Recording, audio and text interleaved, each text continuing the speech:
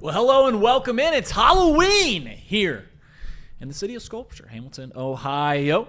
It's Friday. Bengals got a big game on Sunday. FCC has a big game on Sunday, a big match in the Hell is Real Derby, the second match in that playoff series. We'll actually have Sam Wade from Chatterbox's very own Flying Lion podcast coming on at 10:30 to talk about FC Cincinnati and their chances of taking over their rival, the Columbus Crew. We're going to talk a lot about the Bengals here in the first half of the hour. Me and Stone Shields will, as more news, man. More news keeps coming out. And I'll tell you what, I'm really excited for the final segment on this show.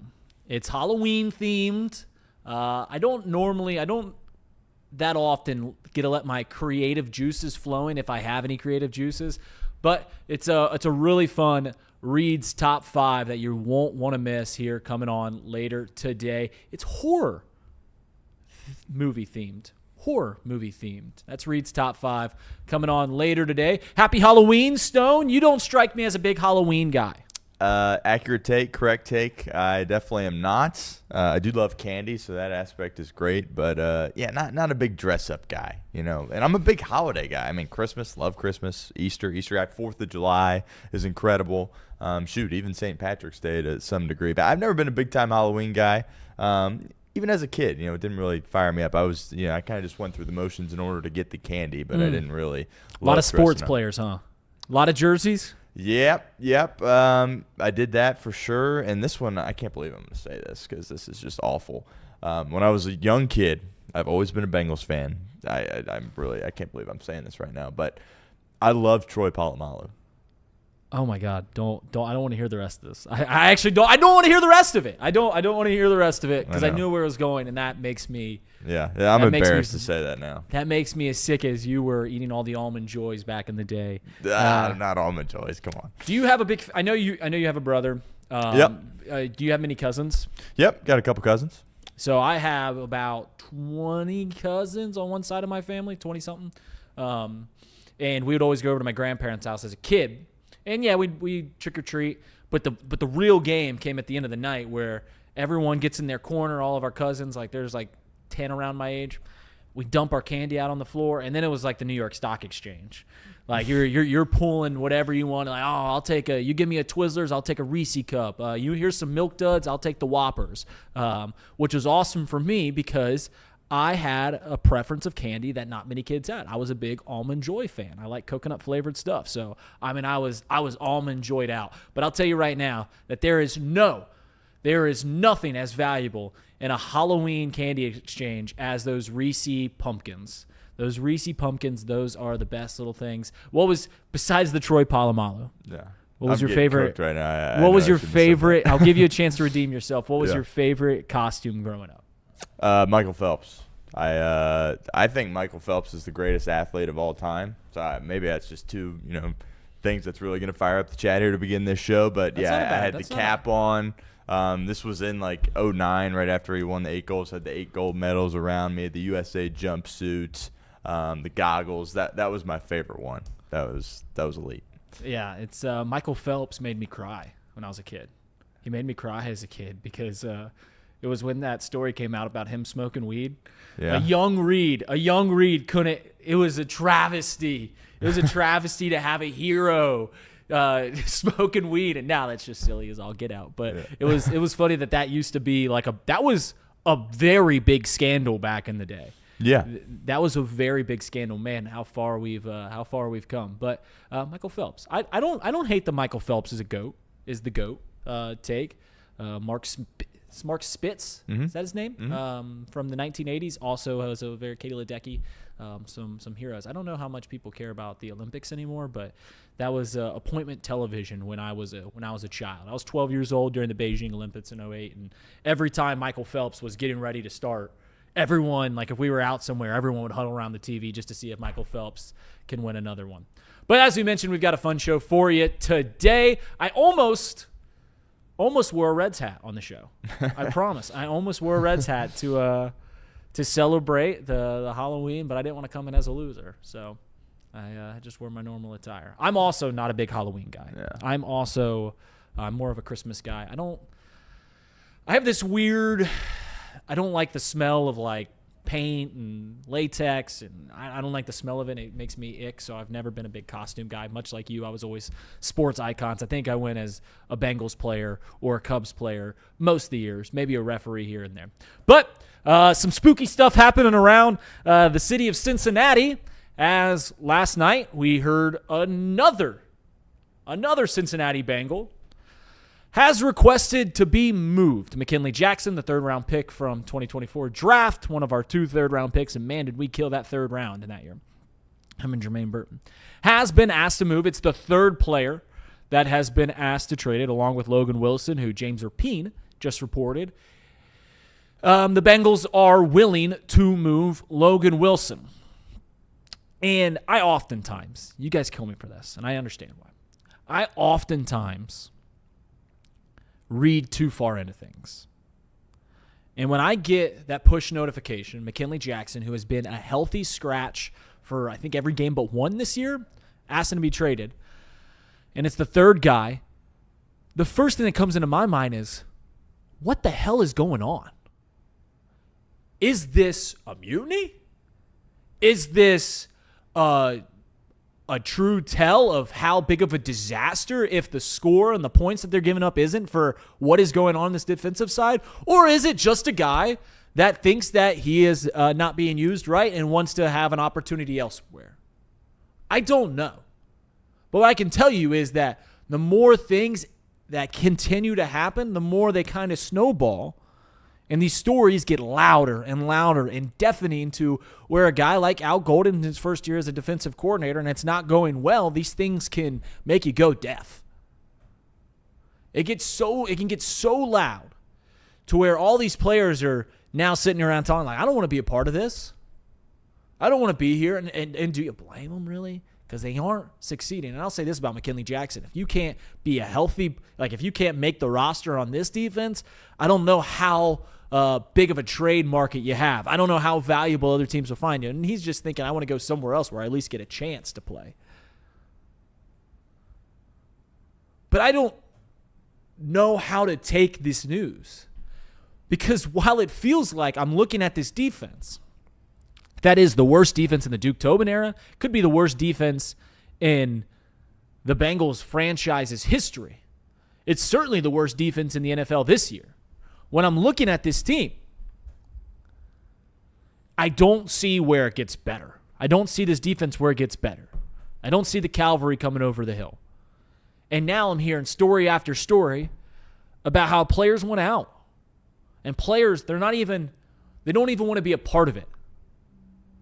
And that is perhaps the scariest thing of all. That you look at this defense, you look at this defensive unit, and they don't even believe in themselves. They're not even looking around being like, man, I think this can get better, or I see what we're building here. No, they want out. McKinnley Jackson wants out. Logan Wilson wants out. Will we trade them? I don't know. James Rapine says that they're open to the idea of trading Logan Wilson. Logan Wilson has not played well. But on the same week where we're talking about we need leaders in the locker room, we need someone to step up, coming 4 days after the news that a captain wants to be traded, isn't a good sign.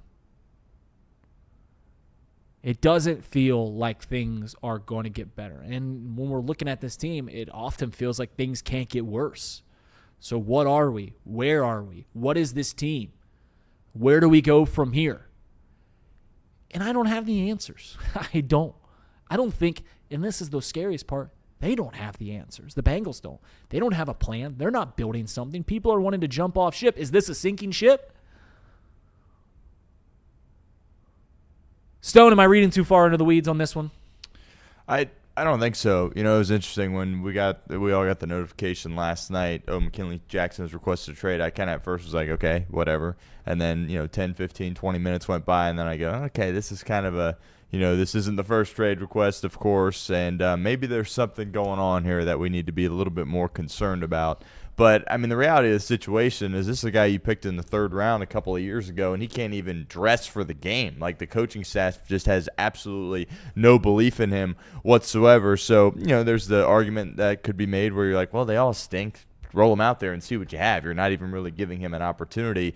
But, I mean, he must not be showing well at all in practice or in the meeting room because clearly this team doesn't have any faith in him. And it appears as though both of those third-round picks, talking about him and, of course, Jermaine Burton, are just complete whiffs here at this point. These guys can't even dress on game days because they can't get the trust of their coaching staff to do it. And, where do you stand? Were you like, well, you picked him in the third round, everybody on the defensive line stinks. Would you throw him out there, or do you trust the coaches where it's like, well, if they're not letting him dress, he must not be any good? No, that is exactly where you're at, where I always plead to where when I sit here at this desk and we talk about the Bengals, I'm not with this team every single day.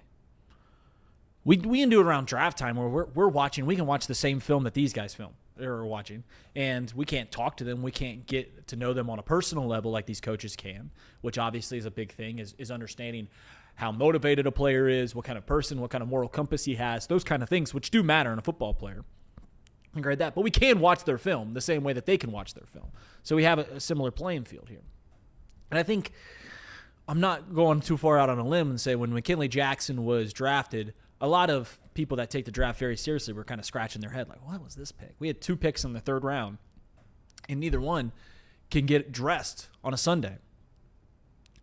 And, yeah, I think I'm on the board of this team is looking at the personnel, and the defensive line is the biggest weakness here on this defensive side on what could be the worst defense in the league. What is the worst defense in the league? What could be the worst defense in franchise history? And McKinnley Jackson can't scratch the surface. He can't make it, which admittedly there are times where coaches get a little jaded towards players for whatever reason, rub them the wrong way. No one's unbiased in this world. You should be, but you can't be. And I'm going to trust the coaches that they're not seeing what McKinnley Jackson can offer this team. But it's also a fair argument to say, I mean, can it get worse? Let's throw him out there and see if something can get better. That's also fair. So, yeah, I am trusting the talent eye of the defensive side to say, like, all right, well, we're with this guy every day, and he's doing nothing that can prove to us that he gets an opportunity to play, which really is a troubling thing when you look at this defense. It's also not Al Golden's guy. Right. That's worth bringing in. This was a Lou Anarumo pick. This was a Zach Taylor pick.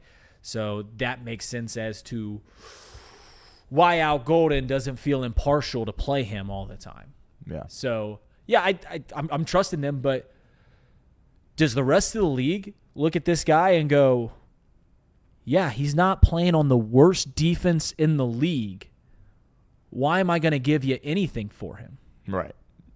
Yeah, I mean, at this point, it's if you're going to release him or not. I mean, you're not going to get anything as far as the trade goes. I mean, he has no NFL tape, and he's a third-round guy that can't get out there and dress on game day. So there's not going to be, we talk about the trade deadline coming up on the 4th. They're not going to trade McKinnley Jackson. I would be shocked if they did. But do you release him? At this point, maybe that could be something that you consider. I know you want to talk Bears-Bengals, obviously, but there is one question that I want to get your opinion on. Case and I were talking about this a couple of days ago, where he thinks that Duke Tobin is kind of, he's the director of player personnel, right? That's his title, but he thinks that Duke doesn't necessarily call the shots as it relates to the draft picks the Cincinnati Bengals make. I kind of disagree on that, but he made some good points. I just wanted to get your opinion. You think this is Zach Taylor and the coaching staff saying, yep, want this guy, want this guy, want this guy, or is Duke Tobin truly running that operation when it comes to personnel? I think that they understand that they are a small unit. Yeah, I think they understand that as a group, they don't have the resources that the San Francisco 49ers have, that the Pittsburgh Steelers have, that the Baltimore Ravens have when it comes to scouting and developing players. So I think that they pull on each other, and I think that when Duke Tobin looks at his team, he relies on the opinion of Zach Taylor above all else. when there's guys that he might be wondering, like, hey, let's look at this guy, or maybe let's take this guy. I think Zach Taylor is the loudest voice. I do think that Duke Tobin's obviously pulling the triggers, pulling the levers, and saying, like, oh, we're going to take this guy. But I think at the end of the day, I think when it comes to getting advice from the team, Zach Taylor's voice weighs way louder, way heavier than anybody else in that room. So, yeah, I think that Zach Taylor has a big part in the draft personnel, which isn't the case when you look at a team like Philadelphia. I don't think Nick Sirianni has a whole lot to say at all. Howie Roseman, very famously, is he's on it. He's on it, and he's going to get his guys in there, and you deal with the guys that I take for you. I don't think that happens here in Cincinnati. I think Zach Taylor does have a huge say. But I think you're on the same part, or do you think that who do you think gets the biggest piece of, if this is a pie graph? Yeah. Who do you think gets the biggest piece? I think it is Duke, so I'm on the other side a little bit there. It seems like you're kind of more with Casey, but I'm not like, we don't know. Look, we could figure this out. Like, I'm sure the people that cover the team, right, we could source this out and figure out, the truth here. I don't think you're crazy for saying that, but I just think that, Zach is more, he's just handling coaching the team. I'm sure he has preferences. Craig brought up the point where it's like when the Bengals make a draft pick, Zach's always celebrating and Duke Tobin's just kind of sitting there. I think it's kind of just reading a little bit too much into that, in my opinion. But yeah, we could figure out the answer to this and kind of get it sourced out and figure out what exactly is going on. But I just think that Duke's kind of got his fingerprints on this. But kind of to play devil's advocate here, when you look at the two linebackers that you picked, Demetrius Knight and Barrett Carter, I mean, those are Al Golden picks, right? So maybe that's, that would align with your argument that maybe it's the staff that has a lot of pull here. So it's interesting. You could go either way, but I was just curious your thoughts on that. Yeah, I think I'm closer to Casey than I am you. Yeah. And all right, we got to. I want to talk a few things about the keys of the game. I see Drew Garrison's in the chat. He says it's the 25th anniversary of Stankonia album release. Outcast. That's their third best album. That's a great album. You an Outkast fan? No. You don't like music. That's right. He doesn't like music unless it's Jay Beebs or anything. I like Teasing Stone on his music selection. Let's do it. Keys to the game this Sunday. Bengals are 3-point underdogs against the Chicago Bears.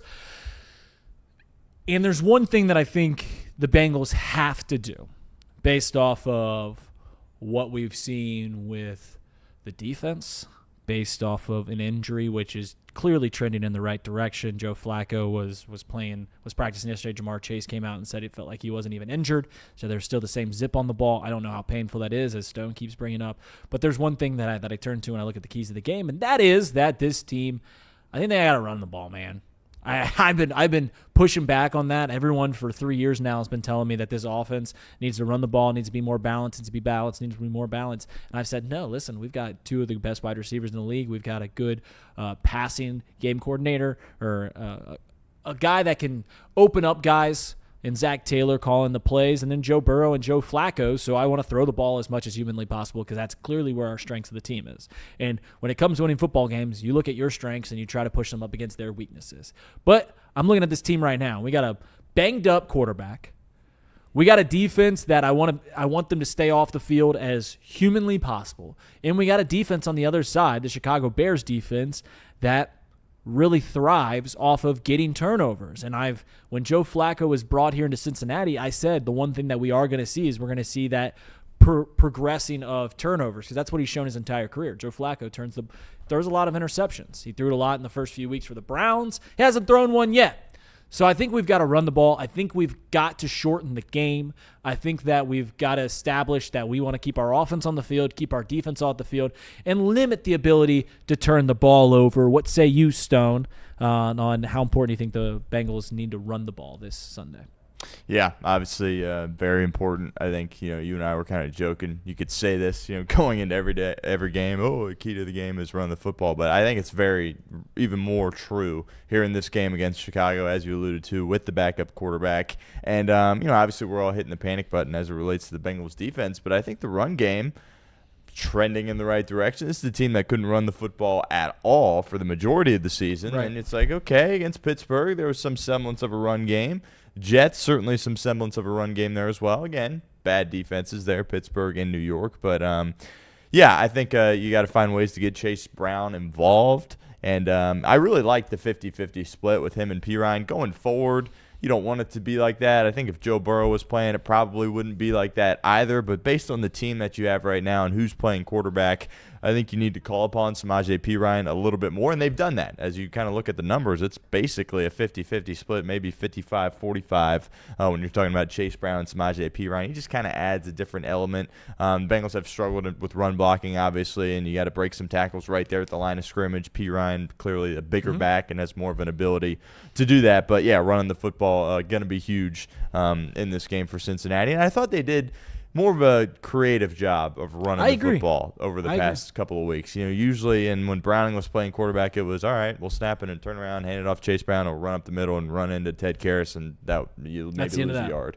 So I kind of liked what Zach was doing from a creativity perspective. Was it, you know, what Shanahan's doing or McVay or any of those guys? No, but based on what Taylor had done in the past, I was intrigued by what we saw on the ground from Cincinnati past two games. I'll go on record in saying that I think that the last 2 weeks are two of the better games that Zach Taylor has called as a play caller that I've seen. And I know people were killing him for those final two drives against the Jets on Sunday, but I think for the great majority of the last 8 quarters that we've seen between the Pittsburgh Steelers and the Jets game, Zach Taylor has called an incredible 2 weeks, and I hope that he continues to do it this week. All right, another thing, and I've already mentioned this, is that this Bears defense isn't a great defense, but what they are doing well is creating turnovers at a high clip. So this is where, hey, not to be too basic here, but we've got to be able to win the turnover battle. That is where Jordan Battle has 3 turnovers this year. Every game that he's turned the ball over in, the Bengals have won. This defense is terrible. It's miserable. But if you're able to get our offense a few more possessions a game, if you're able to get us at least one more possession a game, it puts our offense in a decent opportunity, a decent chance to win this game. So we've got to hold on to the ball. We cannot turn it over to them, and we've got to be able to pull the ball away from Caleb Williams and Ben Johnson's offense. And the final key to the game that I will say is on a team, on a defense, that its biggest bugaboo, its biggest peccadillo, is being able to create pressure for the quarterback. We've got to be able to get Joseph Asai or Miles Murphy or Shamar Stewart back there. Caleb Williams has the tendency. He has the ability, he has the tendency to go outside the pocket and kind of play this playground-style football. That's not what Ben Johnson wants his quarterback to do. Ben Johnson got his name having a guy like Jared Goff just, hey, this guy's going to be open, get the ball to him. I think that this team will succeed if we're able to flush Caleb Williams out of Ben Johnson's playbook.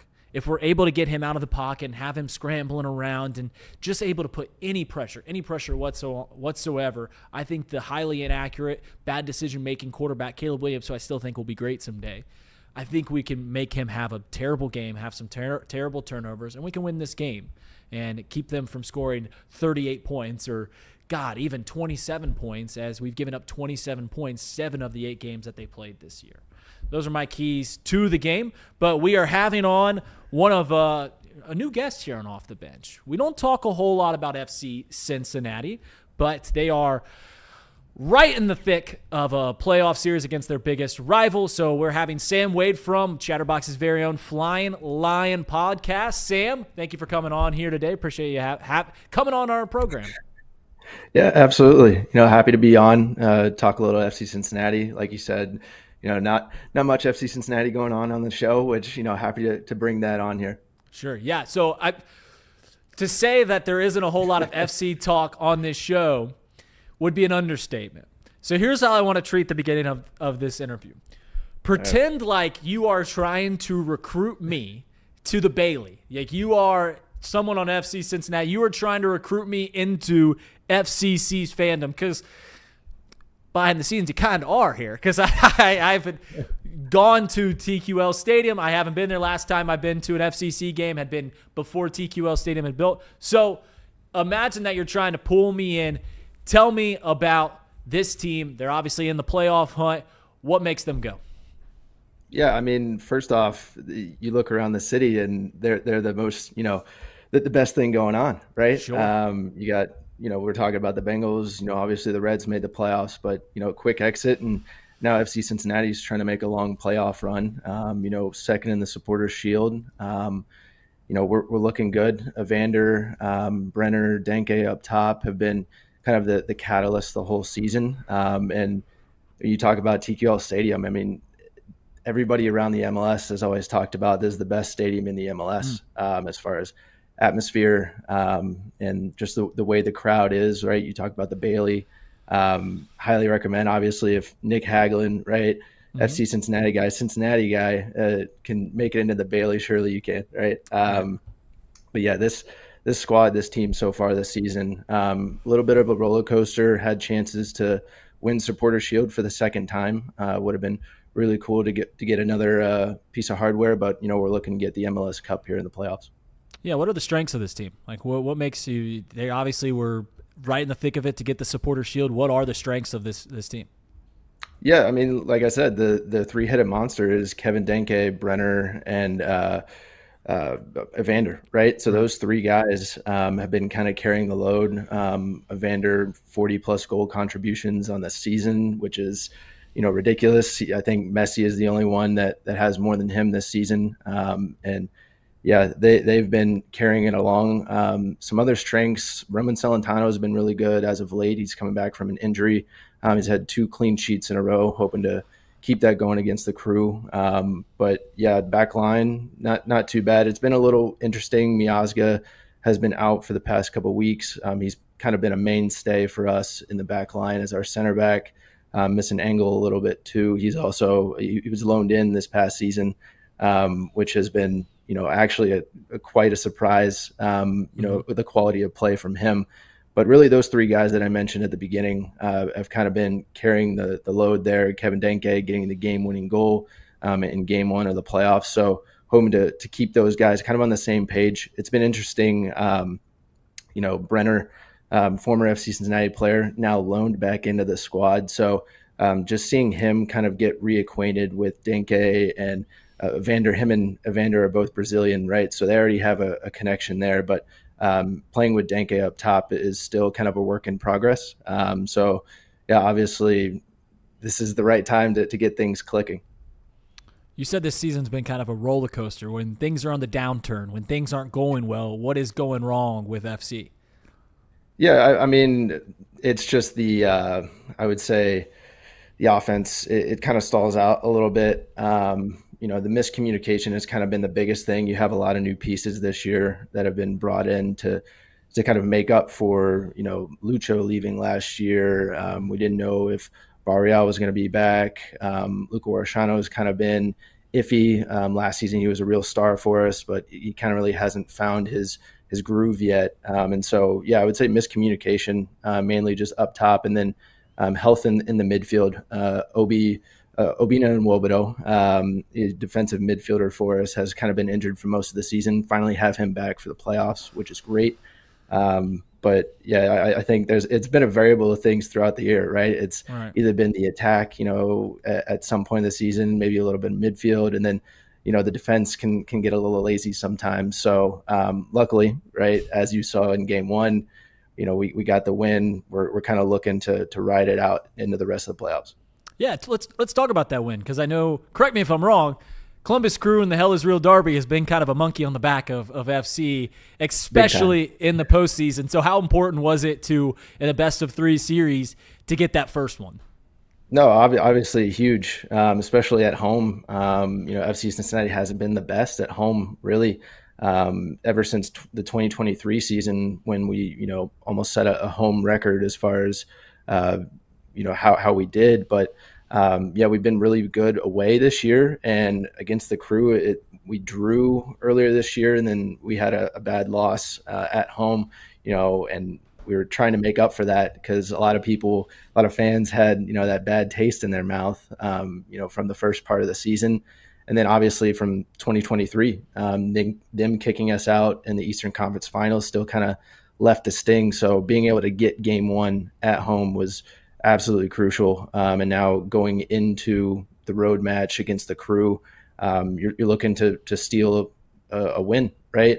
Because the Crew at home historically against us, not so good. We actually have one win in our entire history playing at the Crew. So that win came last year in May, I believe. So yeah, it's going to be a tall task going to Columbus here on Sunday. Are you going up? I am not. Ryan and I are actually doing a live show. Love it. Yeah, so we'll be live watching how you guys kind of do with the Bengals games, right? So hoping people tune in for that. You'll get our live reactions, everything like that. All right, can't wait. That game's going to be at 6:30 on Sunday, so it'll be a lot of live content this Sunday here on Chatterbox Sports. I'll be there earlier in the day, then you guys will be later on. So let me ask you this. You've struggled a little bit up there in Columbus. Obviously, you said that they've got one win up there.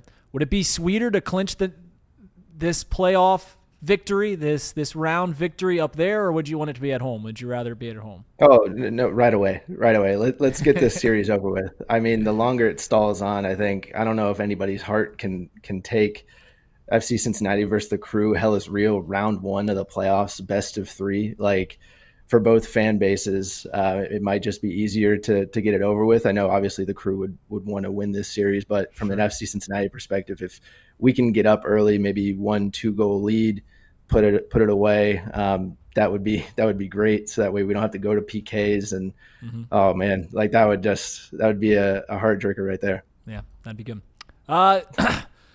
Nick Hagglund wins Comeback Player of the Year.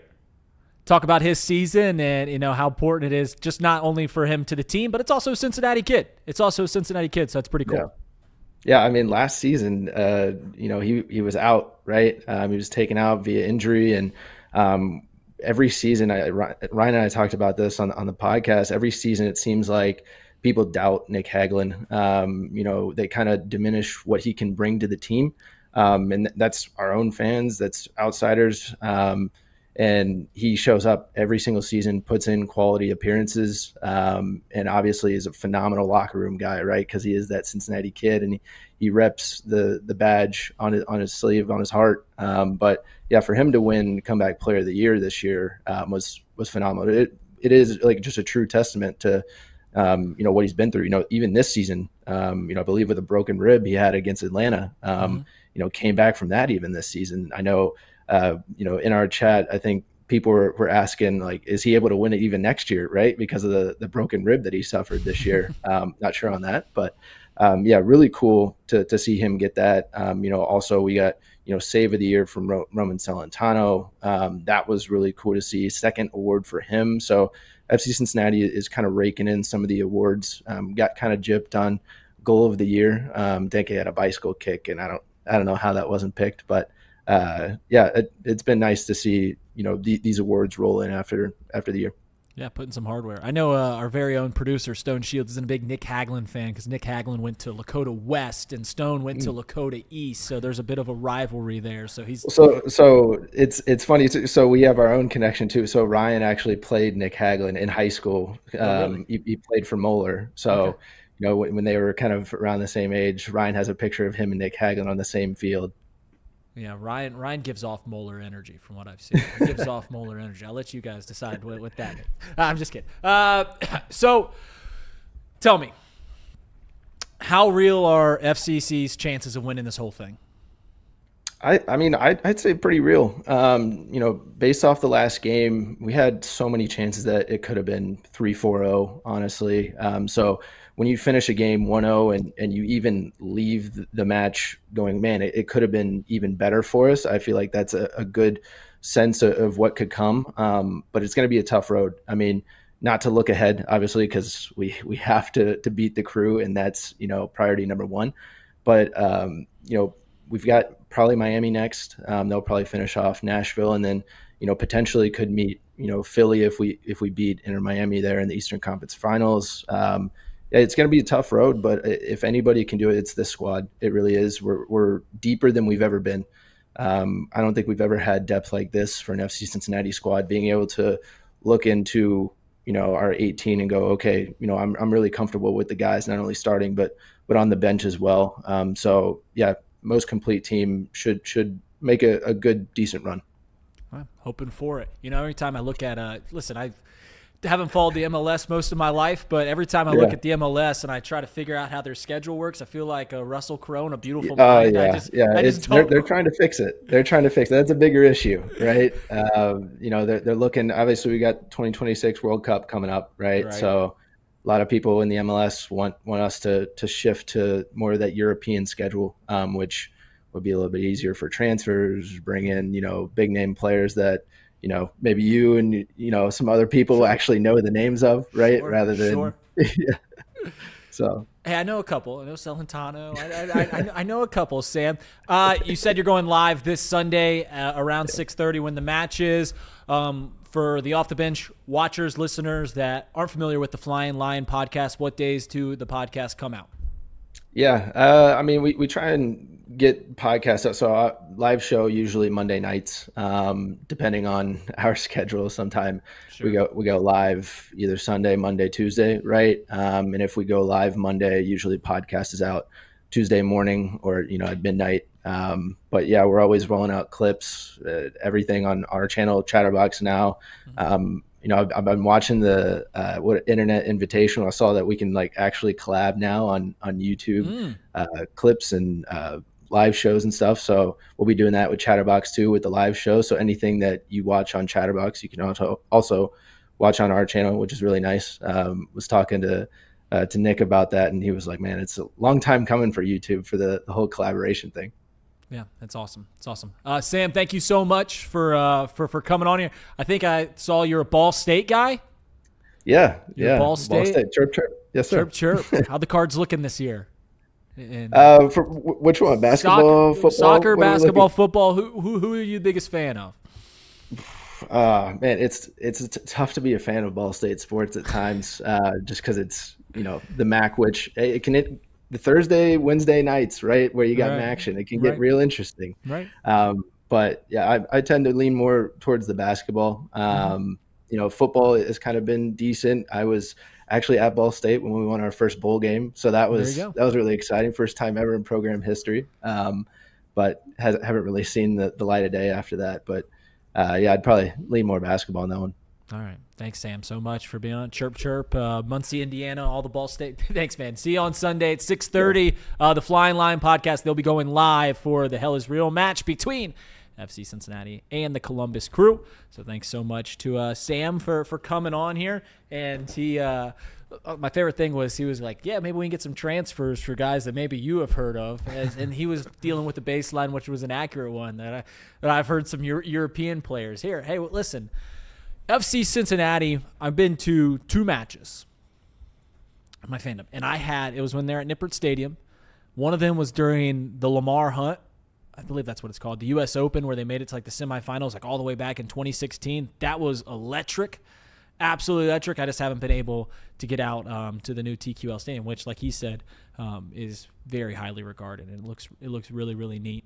And I got to get out sometime soon. Hey, maybe I'll get out for one of these playoff games. Maybe I'll get out for – have you been to TQL? Oh, I have. It's awesome. And I'm the furthest thing from a soccer guy, but I've been to a few matches out at TQL. And, I love JBP, but I think it's the best venue in Cincinnati, right? It's certainly better than Paycor Stadium. But, the vibe there is incredible.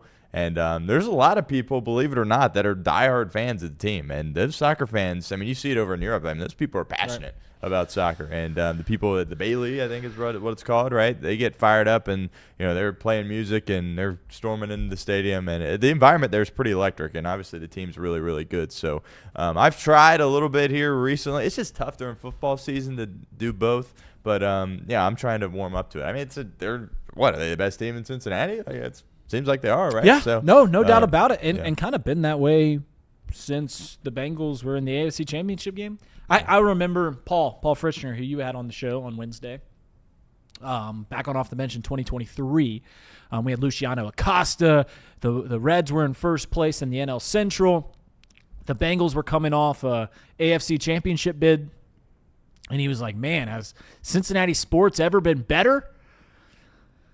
2 years later, not been good.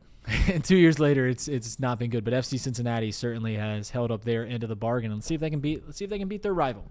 See if they can. I'll be tuning in. I'll be tuning in this Sunday at 6:30 to the Hell Is Real Derby, I believe is what they call it. One of the best rivalry names in sports, if I do say so myself. I like how they're just like, I would love to know who pitched that idea. I would love to know who came out and was like, what are we going to call this rivalry? Like, hey, remember that big billboard on I-71 up to Columbus? Let's just call it that. Let's just do Hell Is Real. And it's going to be great. Reed's Top 5 going to come up here in a few minutes. Going to get some questions out to Stone about this NFL slate this weekend. Obviously, we talked about the Bengals. We'll be doing a live show this Sunday for the Bears in a game that, man, they're all must wins at this point. But if you lose this one, it's done. 3-6 and a tough road ahead. So it'd be good to get a win going into the bye and a chance, if they win this game, they have a chance to play their next game for first place in the AFC North, which is something I've been circling. And as I mentioned before, when it comes to this, before we went into this 3-game home stretch, and this is true, before we went into this 3-game home stretch against the Steelers, Jets, and Bears, every single one of us would have taken 2-1. And that is still on the table. They beat the Steelers, lost the Jets. 2-1 is still on the table for the Bengals, and they'll take it. Certainly we will. But there is a big game, one of the more marquee games in the NFL year in and year out, and that is Chiefs v. Bills. Stone, am I crazy? Because I share the opinion with you that the Kansas City Chiefs are the best team in football. Mm-hmm. I think if you watch the league, no one at the current moment is playing better football than the Kansas City Chiefs. But am I crazy for thinking the Bills are going to take this one up in Buffalo on Sunday? I don't think you're crazy. It's a go-either-way game. I think it started at 2.5. I believe last I looked, it's 1.5 in favor of Kansas City on the road in Buffalo. My issue with the Bills here is I thought there was, like, the past 2-3 years with Buffalo, it was like, okay, this is like a real football team. It's not just – obviously they have 17 and what he can do, but they could run the football. They could defend. It was more of a complete team. And you're like – kind of felt like year in and year out, like the Bills are going to be a team that can win the Super Bowl. And this year, the Buffalo team just reminds me a little bit too much of some Buffalo teams from maybe 4 or 5 years ago where it's like they're just so reliant on Josh Allen. They need him to put the cape on. And look, that's not the worst recipe in the world, right? He can put the team on his back and go out there and win a game like this. He's proven he can do that. But I just don't think Buffalo's as complete as they have been over the past few years. Obviously, they came up short and still lost to Kansas City the past few years there as well in the playoffs.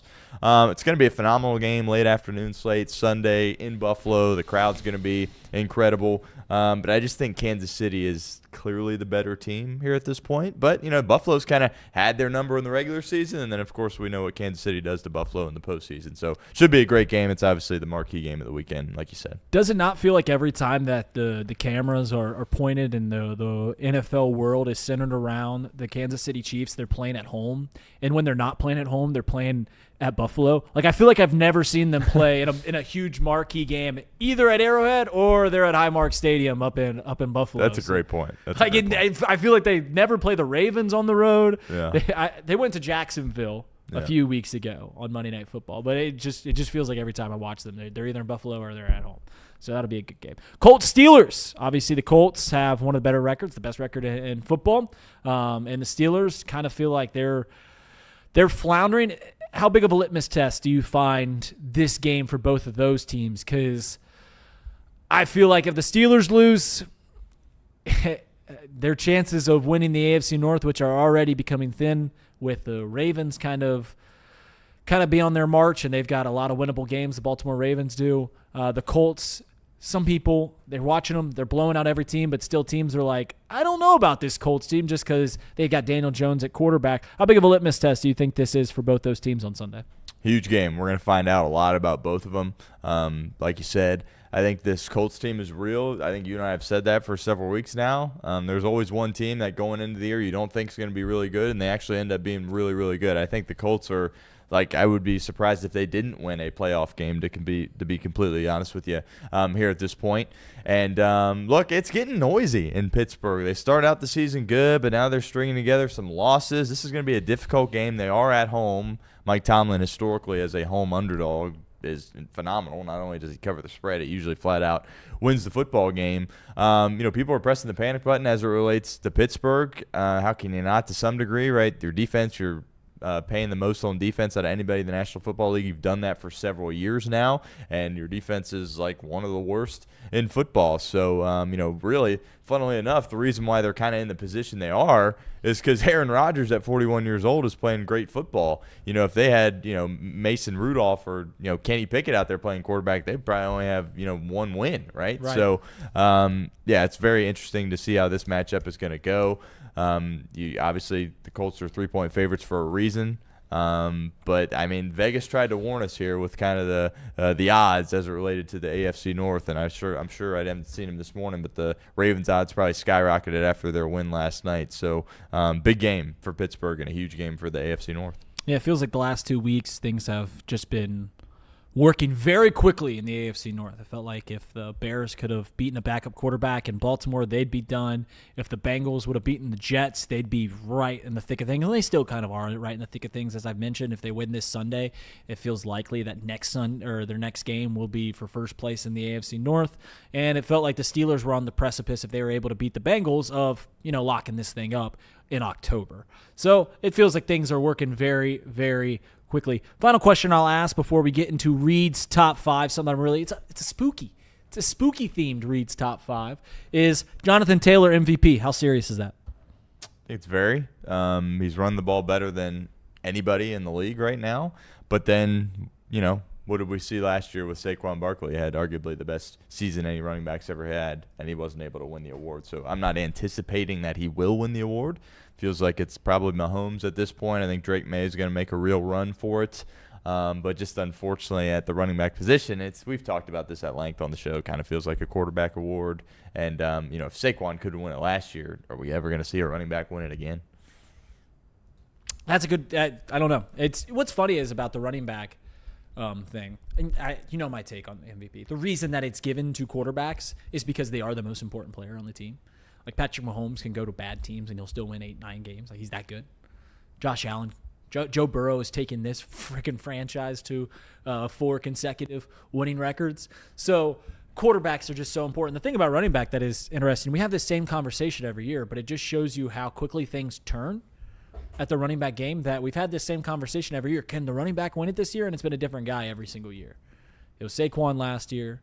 It was Christian McCaffrey 2-3 years ago. And this year it's Jonathan Taylor, and it'll probably be someone new next year. And I'll just warn you, it's going to be a quarterback that wins it at the end of the year, because they are the most important player, not just in football, but in all sports. They're the most important position in all of sports. All right, final 5 minutes on the show here on a Friday. We talked a little bit FC Cincinnati. We talked about kind of a defensive mutiny here, what's going on with this defense for the Cincinnati Bengals. But I got the creative juices flowing this morning. I'm going to keep doing Reed's top 5 every Friday. And you know the bit if you've watched this show long enough, but I think this one's going to be fun. And I had the idea in honor of Halloween is, what if they made horror movies about Cincinnati sports franchises? What if they made horror movies about Cincinnati sports franchises? So I don't use AI a whole lot, but I asked AI to come up with some movie posters. So here's how we're going to do this, Stone. As you're the producer, I'm going to give an elevator pitch to the movie. I'm going to give it like a little tagline. I'm going to kind of throw it out to you, and then you're going to put up the movie poster that I sent you this morning. I think you have the list. Let me make sure that you have the right list, and you'll be able to kind of read as we're going along. We're going to start with number 5. So, without further ado, here is Reed's 5. Reed's top 5 here on a Friday. Imagine this. There's smoke coming off the Ohio River here in Cincinnati.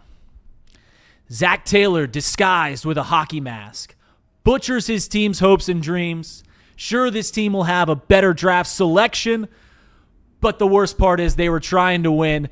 Coming this winter to a movie theater near you, 4 and 13th in Ohio River Massacre. You got it?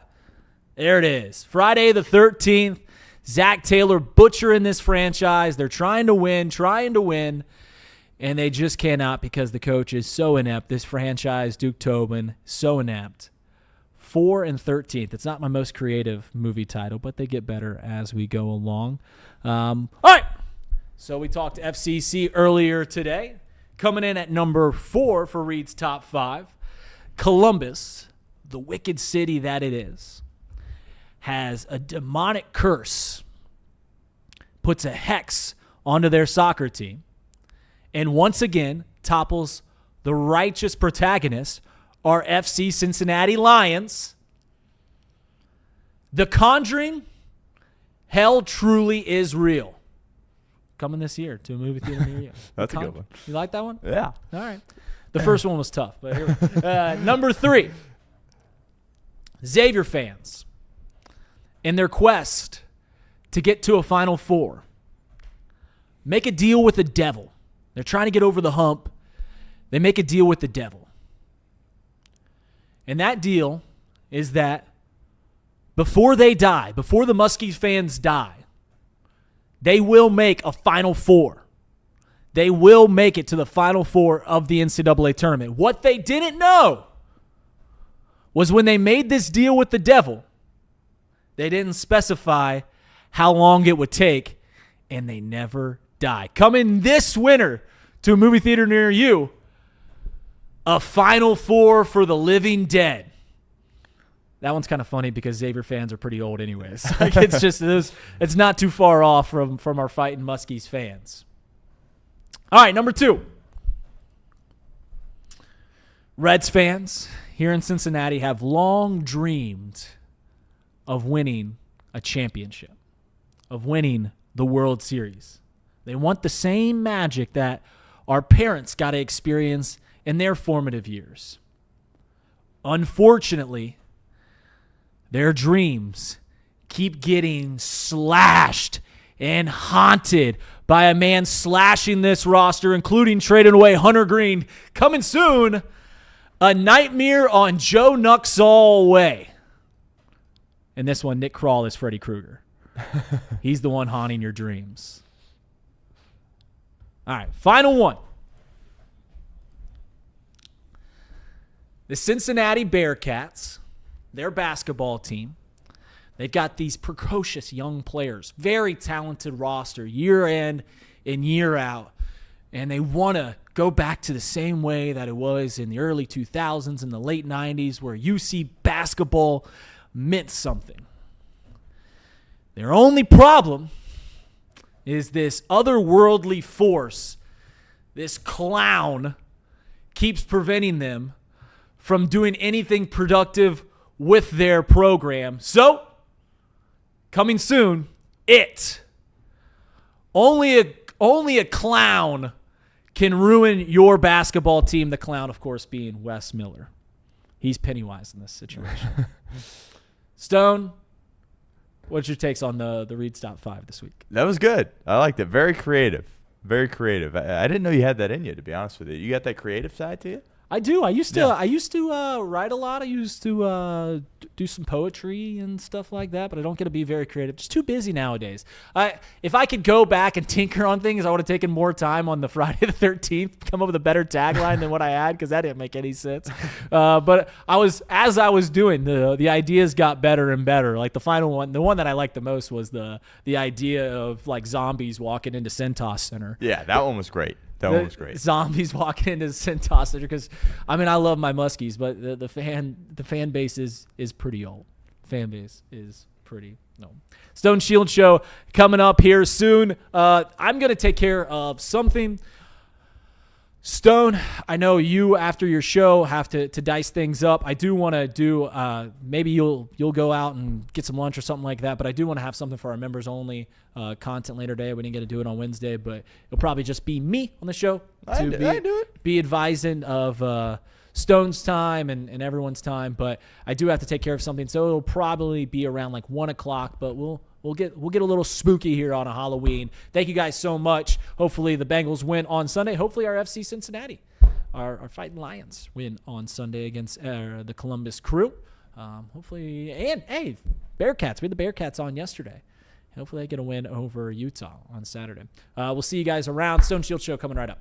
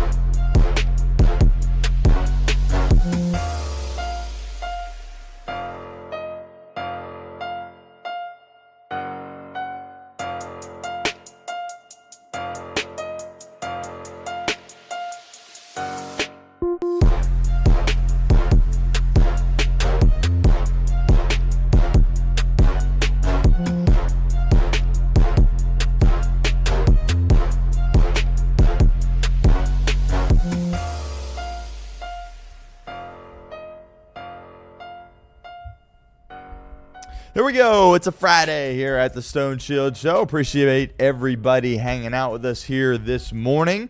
Reed Mouse back on Off the Bench. Great first hour of our programming here at Chatterbox Sports. Now it is time for hour number 2. Plenty to discuss on today's show. Here on a Friday, we will do our usual Friday segments, obviously. Our college football weekend preview. We always do it. And our best bets of the weekend, 4-2 last week.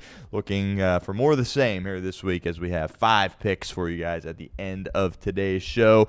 Got to talk Cincinnati Bengals, of course. We'll spend a little bit of time talking about the Bears game, but Reed did a nice job there on Off the Bench kind of previewing some keys to the game there. So we're going to spend some time talking about another trade request. That news broke last night. Ben Baby had it. Adam Schefter, of course, following it up there at ESPN. McKinnley Jackson, former third-round pick 2 years ago, a guy that has only been active for one game. Healthy scratch for all of these games for McKinnley Jackson. Third-round pick, was supposed to be a guy that could help shore up your run defense, and now he can't even get on the field. And I have my thoughts and opinions on that. When I first saw the news, I was like, okay, I was kind of dismissive over the news about McKinnley Jackson. And then, 15, 20 minutes went by, and I was like, yeah, maybe this is a bigger issue than I originally thought. So we'll talk about that a little bit. Thursday Night Football last night, I thought that game was interesting. If you didn't watch the game or you didn't watch the first half, you probably just think, it was a blowout, that Baltimore completely dominated that game. Not really the case. It was, 14-6, I believe, at half. Dolphins should have had the lead going into halftime, and we'll kind of break down that. Obviously, everybody around the league, everybody talking sports is saying that Mike McDaniel needs to go, and I'll have my thoughts and opinions on that as well. As I mentioned, college football weekend preview. A couple of good games this weekend. Penn State, Ohio State obviously lost its luster a little bit. Penn State was supposed to be a top 10 team in the country. They kind of fell off the face of the earth. Fired James Franklin, their starting quarterback, Drew Aller. He gets hurt there as well. They've lost 4 games in a row in Columbus. So probably not going to be that great of a game, but Penn State still does have a lot of talent on their roster. Vandy and Texas at noon. That will be a good one. Texas, by the way, favored in that game. They're finally back home in Austin. I think they've had 4 consecutive road games. I mean, the Cotton Bowl, or not the Cotton Bowl, Red River was the neutral site there, obviously, but it's been a while since they've played in Austin. We'll talk about that game. Georgia, Florida. Florida obviously I wouldn't even say borderline. They're in shambles right now as a team, but they still have some talent there. 7.5-point dogs at home at the Swamp, and the Swamp's still one of the most difficult places to play in college football, regardless of how bad of a year they've had. And then Oklahoma, Tennessee, that's a really good game at Neyland Stadium at night. We'll talk about that. And then the big one here locally and really nationally as well. I think you could make the argument that the game of the weekend is Cincinnati and Utah out west. 10:30, I believe, kickoff for that game. Cincinnati ranked 17th. They're on a heater, haven't lost since week 1. Utah ranked number 24. I thought Utah was definitely going to win the Big 12 going into the year.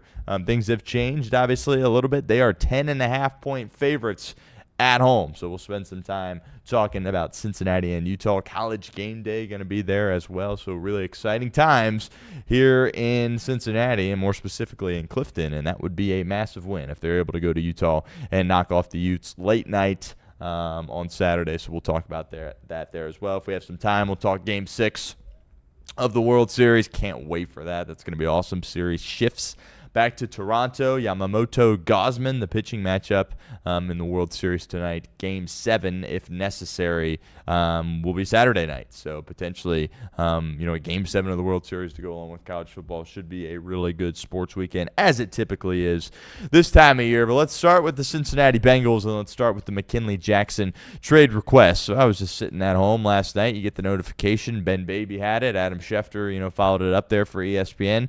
Another trade request for the Cincinnati Bengals. Of course, Logan Wilson just requested one last week, and now you have McKinnley Jackson doing the same. McKinnley Jackson played his collegiate ball at Texas A&M. He was a third-round pick for you a couple of years ago.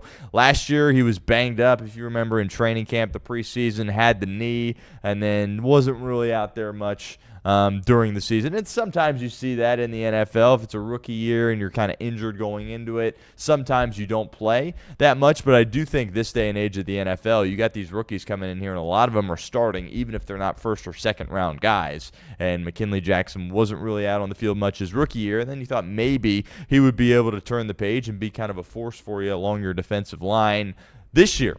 Well, not the case whatsoever. I believe he's played like 5 snaps, was active for 1 game, and he's not hurt. These are healthy scratches for McKinnley Jackson. And obviously, us and myself included, we're not closely around the team, so we don't know exactly what's going on. But I think it's fair to assume that, well, if he's not out there and he's not even dressing for these games, he must not be good, and he must not be showing the coaching staff anything at these practices for the Cincinnati Bengals. And there's kind of 2 sides of this coin where you're like, okay, he's no good. The coaches won't let him dress. They won't let him play. Release him. Trade him if you can. I don't think you can trade him for anything because he hasn't done anything. But release him, right? Get rid of him. Move on. Swing and a miss by Duke Tobin and company. And there's the other side that's like, dude, the defensive line, it's just about as bad as it could be. At least see if the kid can do anything, right? I mean, you picked him in the 3rd round. You allocated a top-of-the-line resource to him, and you're not even giving him an opportunity to go out there and compete on the football field. But what's going on at practice, it must not be good. It must not be good. And there was some character concerns with him a little bit. Again, I don't know if that's impacting him not dressing for games, but he was supposed to be. I mean, he's a big dude. He was supposed to come in and help shore up your run defense a little bit. Obviously, TJ Slaton's your starter. They're at that nose tackle spot, and then they kind of rotate several guys in. BJ Hill has been struggling tremendously, right? And then, of course, Chris Jenkins Jr., who you took in the 2nd round, who showed some flashes as a rookie. And now it's like, okay, what are you doing? Chris Jenkins Jr., haven't gotten much from him. But, again, at first when I saw this, I was kind of dismissive of it, and I was like, yeah, whatever, bust. Can't even dress for the game, like whatever. But then it's like, well, I mean, do you have kind of a bit of an issue here if you're the Cincinnati Bengals? Because now you have another guy requesting trades. And regardless of, where you're at as a team, when you have guys requesting trades, I think it'd say a lot about kind of the culture and the confidence that a lot of these players have or don't have in their coaching staff. And that can raise some concerns for you if you are the Cincinnati Bengals. Now, he's probably frustrated that he's not been given an opportunity in games to go out there and compete, and maybe that's why he just wants a fresh start. Some of these young guys, right, I mean, they're kids, right, 21, 22, 23, 24 even years old. They're not fully mature yet, and they get these rookie contracts where they're making millions of dollars, and then things aren't going their way, and they get frustrated. And, there's multiple different ways you can handle it. You can kind of lash out, request a trade, say, I'm sick of this, I want to move on, or you can try to, strap up your boots, do what you got to do, work as hard as you can, and try to find a way to make things work. McKinnley Jackson clearly frustrated and, wants nothing to do with it, and he wants to get out of here. Now, it is noteworthy that he's not an Al Golden guy. He's a Lou Anarumo guy, so maybe that plays into this there as well, and Al Golden maybe doesn't like what he sees, doesn't trust him what he can do, and he's like, you know what? No, we're not going to roll him out there on the football field at this point in time. And it's interesting. Right, when you have these kinds of things going on, you got guys requesting trades. All right, the Bengals are not eliminated from the postseason right now, right? And if the culture is as good and great as Zach Taylor loves saying that it is, this shouldn't really be an issue. Now, this isn't as big of a concern for me as Logan Wilson requesting a trade, a guy that started for you for several years as a captain, take you to a Super Bowl. Right? This isn't a guy like that. This is a young player that hasn't gotten the ability to go out on the field and is frustrated by it, but this is now several. And right, Trey Hendrickson, of course, this offseason, he requested a trade. And the list kind of goes on now, and you're really starting to pile up a list here in recent memory of Bengals players that are requesting a trade, and that is not good whatsoever. I think as long as Joe Burrow is here and in place, there will be, free agents that have interest coming here to Cincinnati and playing for the Bengals. But if this keeps up and you keep losing games and guys are requesting trades, that's not good. That's not good. And we'll talk about the Dolphins in a little bit. I think Mike McDaniel as an offensive play caller is great, but he is losing the locker room. And if Zach Taylor starts to lose the locker room, that's not really something you can get back. Then you just kind of got to turn the page and move on here at this point. I'm not going to sit here and say he's lost it yet because I don't think he has. But this is another trade request, and this obviously is not a good sign for the Cincinnati Bengals. But my takeaway right now is that clearly he's a bust. That's kind of, we'll see if more information will come out and be on display. But I don't think as a fan and someone that isn't at practice every day, I don't think it is appropriate for any of us to sit there and criticize the coaching staff for not playing it. Right? You can criticize the coaching staff all you want for what they've done. this year and in previous years. That's totally fine. But as far as not letting him go out there and play, clearly he must not be doing his job at practice. Clearly he must not be hanging in there in the meeting room. There has got to be issue after issue after issue, and that leads me to believe that you took him in the third round, and that is yet another Duke Tobin bust, and this quite possibly the biggest bust of them all, right? And you also took Jermaine Burton in that same round. Same kind of deal with him. More so character problems for Jermaine Burton, but all accounts were this offseason he was doing his job. He was showing up to meetings. T. Higgins, Jamar Chase kind of took him under his wing. Well, now he's inactive for all these games there as well, and he's healthy as far as we know additionally. And, look, in the third round, man, you can't miss that badly in the third round, right? Because when's the last time the Bengals took somebody late that is really good? Chase Brown, 5th round. Beyond that, I mean, shoot, we liked Yoshi for a while. That doesn't appear like it's working out, right? As a 6th round guy, you cannot miss in the third round. You look at the Chiefs, you look at the Seahawks, right? You look at the Rams. These teams that know what they're doing from a drafting perspective, they hit picks out of the park in the third round, and you can't even get a backup in the third round. Like, let's be very clear. Like, McKinnley Jackson, Jermaine Burton, they're not even backups for you at this point. They can't even dress when they're healthy, and that is a massive, massive issue, and just another indictment on Duke Tobin, right? We were picking on Duke Tobin throughout the course of this week, as were most people that, sit here and talk about this team, and how can you not? And now you got this guy, McKinnley Jackson, who you took in the third round, is requesting a trade.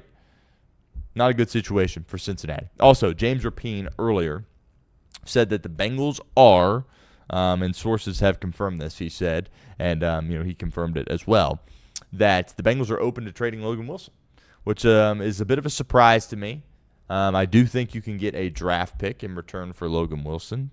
Obviously, it's going to be a day 3 pick and probably 6th round pick at the best for Logan Wilson. I think it would behoove the Bengals to try to trade him if they have intentions on doing it, right? If they're open to the idea of doing it, they should do it, right? Because if you cut him after this year, it's going to cost you $6 million, I believe, in dead cap money. And, if you trade him, obviously you can circumvent that a little bit and get something in return for him. I am on the side of holding on to him because I think you're going to need him at this point. Now, if you lose to the Bears Sunday, which the trade deadline is Tuesday on the 4th, so you have time to kind of, evaluate after this Bears game before making a decision. If you lose the Bears game on Sunday, I think your season, for all intents and purposes, is over. But if you beat the Bears, you're going to need Logan Wilson at some point. Right? And this isn't a guy, remember, he was pretty much totally benched against Green Bay. We've seen him against the Steelers. We've seen him against the New York Jets. And, he's been playing a little bit of special teams, and he's been rotated in a little bit there as a linebacker additionally. And, it's linebacker. It's a violent position in this league. If you're going to sit here and say that Barrett Carter and Demetrius Knight are going to be able to play every snap the rest of the way, it's just not realistic. And you're going to need a backup linebacker. And Oren Burks, by the way, is a little bit banged up now too. And I think Logan Wilson still can provide some stability there at that position and could be very valuable going forward. Now, obviously, he's frustrated. He wants to be a starter. He feels like he's still capable of being a starter. As far as I'm concerned, you can address that after this season. Make a move after this season. Release him after this season. But he's under contract. You don't owe him anything to sit here and request a trade.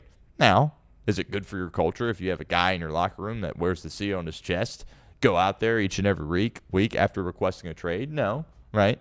Obviously, that's not good. If you don't want to be here, shouldn't be here, right? But at the same time, you are under contract, and I still think he can bring some value to this team. So, again, ESPN a couple of weeks ago said there was a better chance than not that Cincinnati moved off him. Now we have James Rapien confirming that the Bengals are fine moving him, trying to find a partner, and we'll see if anything materializes. They would love to get a pick back. They lost one, obviously, for Flacco. Not going to get a 5th rounder for Logan Wilson. Just not going to happen. But 6th or 7th rounder? Maybe. We'll see. But I don't think that outweighs the value that he can still bring this team this year for the Cincinnati Bengals. But we'll see. Lots of decisions. Had the video yesterday that went out, our first segment yesterday, kind of speculating how the Bengals would handle the deadline. Kind of feels like they're going to stand pat. I know it's a real bold take by me coming out and saying that. It's typically what they always do. But just after losing to the Jets, it's hard to sit there and say, let's go be really aggressive, even if you beat the Bears. If you beat the Jets and the Bears, you go 3-0 in your last 3 games going into the bye, then I'm like, go get a safety. Go get a defensive lineman. Let's be aggressive here, because then it looks like Joe Burrow's really going to come back with a chance. You lose the game to the Jets, and now you find yourself right back in must-win territory with not any room to make a mistake here against the Chicago Bears. Reed talked about some keys to victory. on off the bench. I think most of the, the basic ones that you could say each and every week still apply. It's different when, Joe Burrow's not playing quarterback. And if you have a backup quarterback, is regardless of how good Joe Flacco's been, if you're playing with a backup, like all the, you have to have a run game. You can't be penalized. You can't turn the ball over. All those basic things need to apply here. And something we also mentioned is that I am, for the first time, I'm not going to say confident in the Bengals run game, but I am intrigued by the Bengals run game because they did some good things against Pittsburgh. They did some good things against the New York Jets. That opened up a lot of stuff for them there offensively, and I'm expecting them to still be able to run the ball pretty well here against the Chicago Bears. The Chicago Bears defense they're not world beaters by any stretch of the imagination. If Joe Flacco looks like himself, this Bengals team is going to score points in this game. Right? And Jamar Chase, he came out at the soundbite in his press conference yesterday, said he couldn't even tell a difference in Joe Flacco. Now, that's probably, intentional from Jamar saying that. Do I believe him 100%? I don't know about that, right? But he's not going to come out there and be like, yeah, it was pretty rough, for Flacco out there. He was kind of short-arming some stuff, didn't have any zip on his passes. We're probably cooked for this game against Chicago. Obviously, he's not going to say that. He's going to express confidence in his quarterback because he understands how valuable it is or how important it is for Joe Flacco to be out there and not Jake Browning. So we'll see. Intriguing. Flacco limited in practice yesterday. We're obviously live here on a Friday. Limited in practice on Thursday. And I guess at this point you expect him to play, right? If he had a DNP on Thursday, then you're kind of holding your breath here. But he was out there, getting encouraging remarks there from Jamar Chase as well. And we'll see what he can look like out there and if he can look like himself whatsoever. But even a Flacco at 50% is better than a Jake Browning. Sounds harsh, but just the reality of the situation. So they're going to have to run the football well. You're going to have some semblance of a run game. I think they will do that. And then somebody needs to step up on the back end of your defense, right? You've got it against Pittsburgh and against Green Bay to some degree with, of course, DJ Turner, his performance. DJ Turner was great in the Green Bay game, but, in the Jets game, they all stunk, and you're going against no good receivers. Now, all these Bears guys are banged up. We'll see if any of these guys are inactive. DJ Moore, he's banged up. Odunze, he's banged up there as well. And really all their pass catchers and their tight ends, they're all hurt. We'll see if some guys are inactive and others are active. But you need DJ Turner to be really special in this game. You need somebody to step up and win on one-on-one coverage. That just has to happen considering what you have or what you don't have along your defensive line because your defensive line is garbage. And I don't think there's any reason, if Trey goes – fine. There's reason to be optimistic that it will be a little bit better, but this isn't something that's just going to materialize overnight. It's the same personnel, right? You're not going to be able to get a pass rush on the quarterback. Now, against Caleb Williams, it will be interesting because, this is a guy that relies on the backyard style of football. He's quick to bail out of the pocket, and he hasn't been that great from the structure of the offense. The Bears on their opening drive, opening script, have been really effective. But after that, things get really, really shaky for Chicago. And I'm not convinced Caleb Williams can sit there and beat you in the pocket. Now, he's going to have all day to throw against the Cincinnati Bengals defense. That's not great because he already has such a great ability to extend. But if you can somehow get him under duress a little bit and make him make quick decisions and try to throw from within the pocket, I think you're going to win this game. Truly, I do. But there's just no reason to really be optimistic whatsoever that you're going to be able to get any type of pass rush on Caleb Williams. It's not something that's going to materialize overnight. And obviously, this team needs to show up. They need to be ready to go. You want to see some hunger. You want to see some fight. Again, we'll talk about Miami here in a moment, but like what you saw from them last night is like you can't see, similar things from Cincinnati in this game. They have to still have strong belief. They have to go out there and compete because when you lose that, when you lose effort, you lose attention to detail, you got guys yelling at each other on the sideline, you come out of the half flat, that's when things can get really dicey for you as a head coach. Things are already borderline dicey right now for Zach Taylor. He can't afford to let that happen there as well. He always says how much of a belief he has in his culture, in his locker room. And I believe him to some degree. I really do. But that has to continue here in this game. Even if you find yourself, if you're in a situation, boom, Chicago goes down there, scores right away, you go 3 and out offensively, you're back on defense and you're already down 7 points, how are you going to respond? Is somebody going to rise to the occasion and make a play, or are they just going to fall apart at the seams similar to what the Dolphins did last night? So I would love to see T. Higgins get more involved. Craig Salen had a very interesting stat when we talked to him a couple of days ago, that his separation, I forget what the number was off the top of my head, but it wasn't good. It was like less than 2 yards. And because I was at the game sitting there, it's like, T's one-on-one. He's one-on-one again. He's one-on-one again. And he only threw it to him one time, or he threw it to him twice, and he had the one catch. As far as I'm concerned, that can't happen with T. Higgins. He needs way more targets than that. I'm all for feeding Jamar Chase, right? Clearly, Joe Flacco wants to do that, and I got no issues with him doing that. But you have to find a way to get 5 the ball as well, especially when he's in one-on-one situations. There at the end of the game, they were doubling them both. Okay, that's fine. You want to stay away from T when he's getting doubled. But if he's one-on-one, even if he doesn't have great separation, throw it up. He's going to come down with it. I mean, as far as high point in the football, contested catches, being physical at the catch point, not many guys in the league better than T. Higgins. Give him opportunities, and I hope we see the Bengals do that a little bit more in this game. But the defense is like, we know it's going to be awful, right? I mean, if the Jets hang basically 40 points on you, there's no reason to be optimistic about this defense. And this game will come down to whether or not Joe Flacco looks like Joe Flacco, even with the injury that he sustained, or if he looks like a significant step down from the quarterback we've seen in previous weeks. And we're going to find out very, very early. If he goes out there and he's throwing the ball and, working the boundaries and, threading the ball in there nicely, has a little zip on his passes, I think the Bengals will be fine in this game. But if he goes out there and clearly looks hurt, clearly does not look like himself, they're going to struggle because Caleb Williams, Ben Johnson's going to scheme up some points in this game, right? We've picked on Zach Taylor for that a lot in the past, where it's like, well, he goes out there and he has Joe Burrow, and that's great, but how many times does he actually scheme up a play where you say, boom, that was coaching, that was elite? Done it a little bit more here these past couple of weeks. He deserves credit for that, the Pittsburgh game and the Jets game, two of, his best games of the year, and I thought he did a really tremendous job calling the plays in those two. But Ben Johnson, there's going to be a few plays in this game where you're like, oh, that was brilliant. Oh, nothing a good defense could have done to stop that. And now you obviously have a porous defense out there in Cincinnati. So we'll see. But you're going to need Caleb Williams to make some mistakes. I think he will.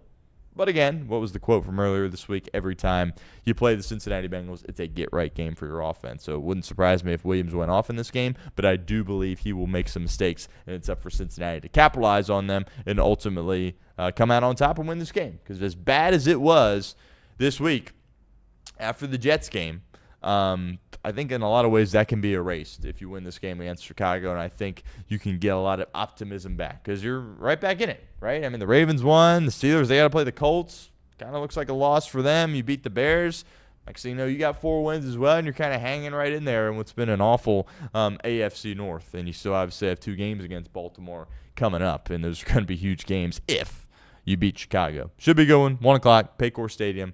I'm sure it will go down to the wire, as it typically does for the Bengals. But last I checked, 2.5-point dogs at home. Let's talk about the Thursday night game.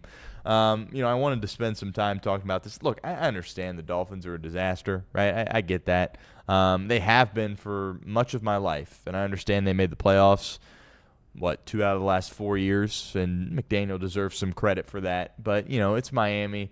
It's hard to establish a culture down there. It's Florida, South Florida. West Palm Beach, distractions, right? Here in Cincinnati, that's something Zach Taylor doesn't really have to worry about, right? As far as guys getting in trouble on a Monday through Friday basis, that's something he really has to worry about. Miami, totally different story, right? And I think you see that and why their culture has been just so bad. McDaniel is a great offensive play caller. And there's some people, some, older folks, some more football traditionalist guys that are like, it's too gadgety, it's too, too much flair and not enough physicality. That's fine. He's a brilliant play caller in the NFL. And if they fire him, and it looks like things are definitely heading in that direction, he will have a job next year as an offensive coordinator if he wants one. But you look at the score, and if you didn't watch the game, you go, 28-6, Ravens blew him out. And obviously that is what happened. But the Dolphins just continued to shoot themselves in the foot with critical miscues. And if you make critical miscues in the National Football League, you're not going to be able to win games, regardless of how good you play beyond those miscues. Why were the New England Patriots so good for so long? Well, they didn't turn the ball over inside their own 20-yard line. They didn't have a penalty on 4th and 1. They didn't miss kicks inside 40 yards. And those 3 plays right there are what cost the Dolphins, in my opinion, this football game. McDaniel was dialing it up on offense. Tua, early in that game, the whole first half, they were moving the football. And this Ravens defense has been bad, but they got Kyle Hamilton back. That guy is unbelievable, by the way. I mean, what a player he is. They can line him up anywhere on that defense, and he's spectacular. He was causing them some fits in the game, but they still had no issues moving the football. McDaniel was great. Tua was throwing with anticipation, and when he does that, he's a solid quarterback in this league. We'll get to the second half in a minute. I know you guys are all gearing up to talk about the second half and how much of a disaster that was. But Dolphins' first drive, they go down. They kick a field goal. They score points. Ravens 3 and out immediately. Lamar had Bateman there on a little 3rd and 3, and it was kind of his first third down throw, and he just completely missed him. It took Lamar a little bit to get back in the swing of things, right? Obviously, he had missed 3 games. The Ravens had dropped 2 of those. Missed the second half, basically, of the Chiefs game as well. So that just happens, right? You needed to get more in sync there on the football game. But then the Ravens punt it there after that first drive, and Miami's backed up in their own territory. And it's a 2nd and 7 play, and it was dialed up perfectly by Mike McDaniel. Had the perfect play call deep in his own territory, and you pick up the first down, and then your guy fumbles, right? And after your defense comes up, forces a 3 and out to start the game, you're having success moving the ball on offense. McDaniel's borderline in his bag, and then all of a sudden you fumble, and you're in trouble because it's a short field. And by short field, I mean, 15 yards for Lamar Jackson. And your defense kind of hangs in there, right? And then it's 4th and goal, and they find Andrews, and then it's like, oh, my goodness, we're down 7-3, and it feels like we've completely outplayed them to this point. Turnovers deep in your own territory. Critical mistake. Absolutely can't happen. And it's like, well, I mean, the Dolphins are moving the ball fine on offense, and they continue to do it. Move it all the way down the football field. It's a 4th and 1 situation, and the play kind of, you saw, like, they snapped the football, and you saw what they had there, and they were going to pick up the first down. False start on 4th and 1. Now it's 4th and 6, and now you can't go. Now you got to kick a field goal. It's a 35-yard field goal, and you miss the field goal, right? I mean, just moving the ball well offensively. McDaniel dialing it up, shooting yourself in the foot. And then Baltimore goes down and scores. You look up, and it's 14-3. You're like, my goodness, like we're playing well, and we're getting blown out here to begin this game. H.M. was running the ball exceptional in the first half, doing a great job running the football. And the Dolphins did kind of get hosed. They had that deep shot down the sideline. 36-yard play would have been a goal-to-go situation where you go really get back into the game. What happened? It was a horrible call on Ollie Gordon. Got wiped out. They called like a personal foul on it. It was one of the worst calls I've seen this year. And, the coach lost his mind on Ollie Gordon. He's like, dude, I didn't do anything wrong. And that's just like, oh, that's not good, right? You got a coach that's going off on his guy, and his guy didn't even do anything wrong. That's not good for the culture. That means you're kind of walking on eggshells there as a staff, right? Not good. And obviously you're not able to rebound from that. And then to end the half, you have an opportunity to go. You move the football down the field again beautifully. It's 4th down, and then Achane doesn't run the right route. Again, a fade route to the running back. Probably not the best play, but he runs the wrong route, and then it's like you end up going into the halftime, and you're down. And, it should have been a situation where Miami was leading. Like, I literally think going into half, Miami's got to be like, how the heck are we not winning this football game? And that's all about how you're going to respond.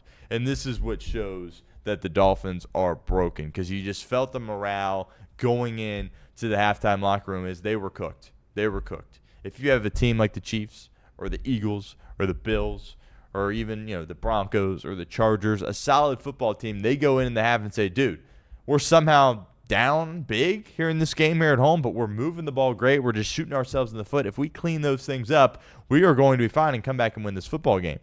The Dolphins just rolled over. They rolled over defensively. They give up a 7-minute drive to begin the half to Lamar as he started to settle in offensively, right? And then they had no fight after that. And that, in my opinion, is probably why they will move off of McDaniel here soon, or why probably they should. Because if you're in a spot like that and you just have no fight in the second half when things were going fine in the first half, you just had critical mistakes, missing a 35-yard field goal, false start on 4th and 1. Unlucky, the 36-yard penalty got wiped out for your guy not even doing anything wrong, right? The fumble inside your own 20-yard line. If you get that stuff cleaned up, you have an opportunity to get back in this game, but they kind of just rolled over. They started making more mistakes. They let Baltimore, that defense, by the way, that isn't a confident bunch based on what happened, they made them gain some confidence. They started flying around making plays, and next thing you know, Miami doesn't score a point for the remainder of that game, and they lose. So, people are going to bang on McDaniel. I get it. I thought he had them ready to play, right? Believe it or not, they just made several early critical miscues that you cannot make against a team like the Baltimore Ravens. Now, I mentioned this the other day on the show as well. I'm not shaking in my boots when I look at Baltimore, right? I mean, Lamar struggled in the first half. He was great in the second half.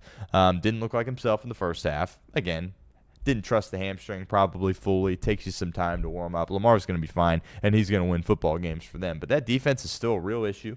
Again, Miami had no issues moving the ball in the first half whatsoever. Teams all year have had no issues moving the ball against Baltimore. So I look at this thing, and it just kind of, as a Bengals fan, it makes the Jets loss feel a lot worse, right? You're like, man, you beat the Jets. I mean, you are right there in this thing. Obviously, you lose, but even with the loss, you still have an opportunity here because the Pittsburgh Steelers are reeling. The Ravens, yeah, they're going to win some games and find a way around 9-10 wins probably, but they don't scare you like they did in previous years. And obviously when Nine's out there playing quarterback for you, nobody scares you. But the Ravens team compared to the Ravens teams the past 3-4 years, not even close. Not even close. Wouldn't surprise me if they found a way to come back and win this division. But this isn't the same Ravens team from several the past few years. So Bengals are going to have an opportunity there. But I did want to make that point as it related to McDaniel.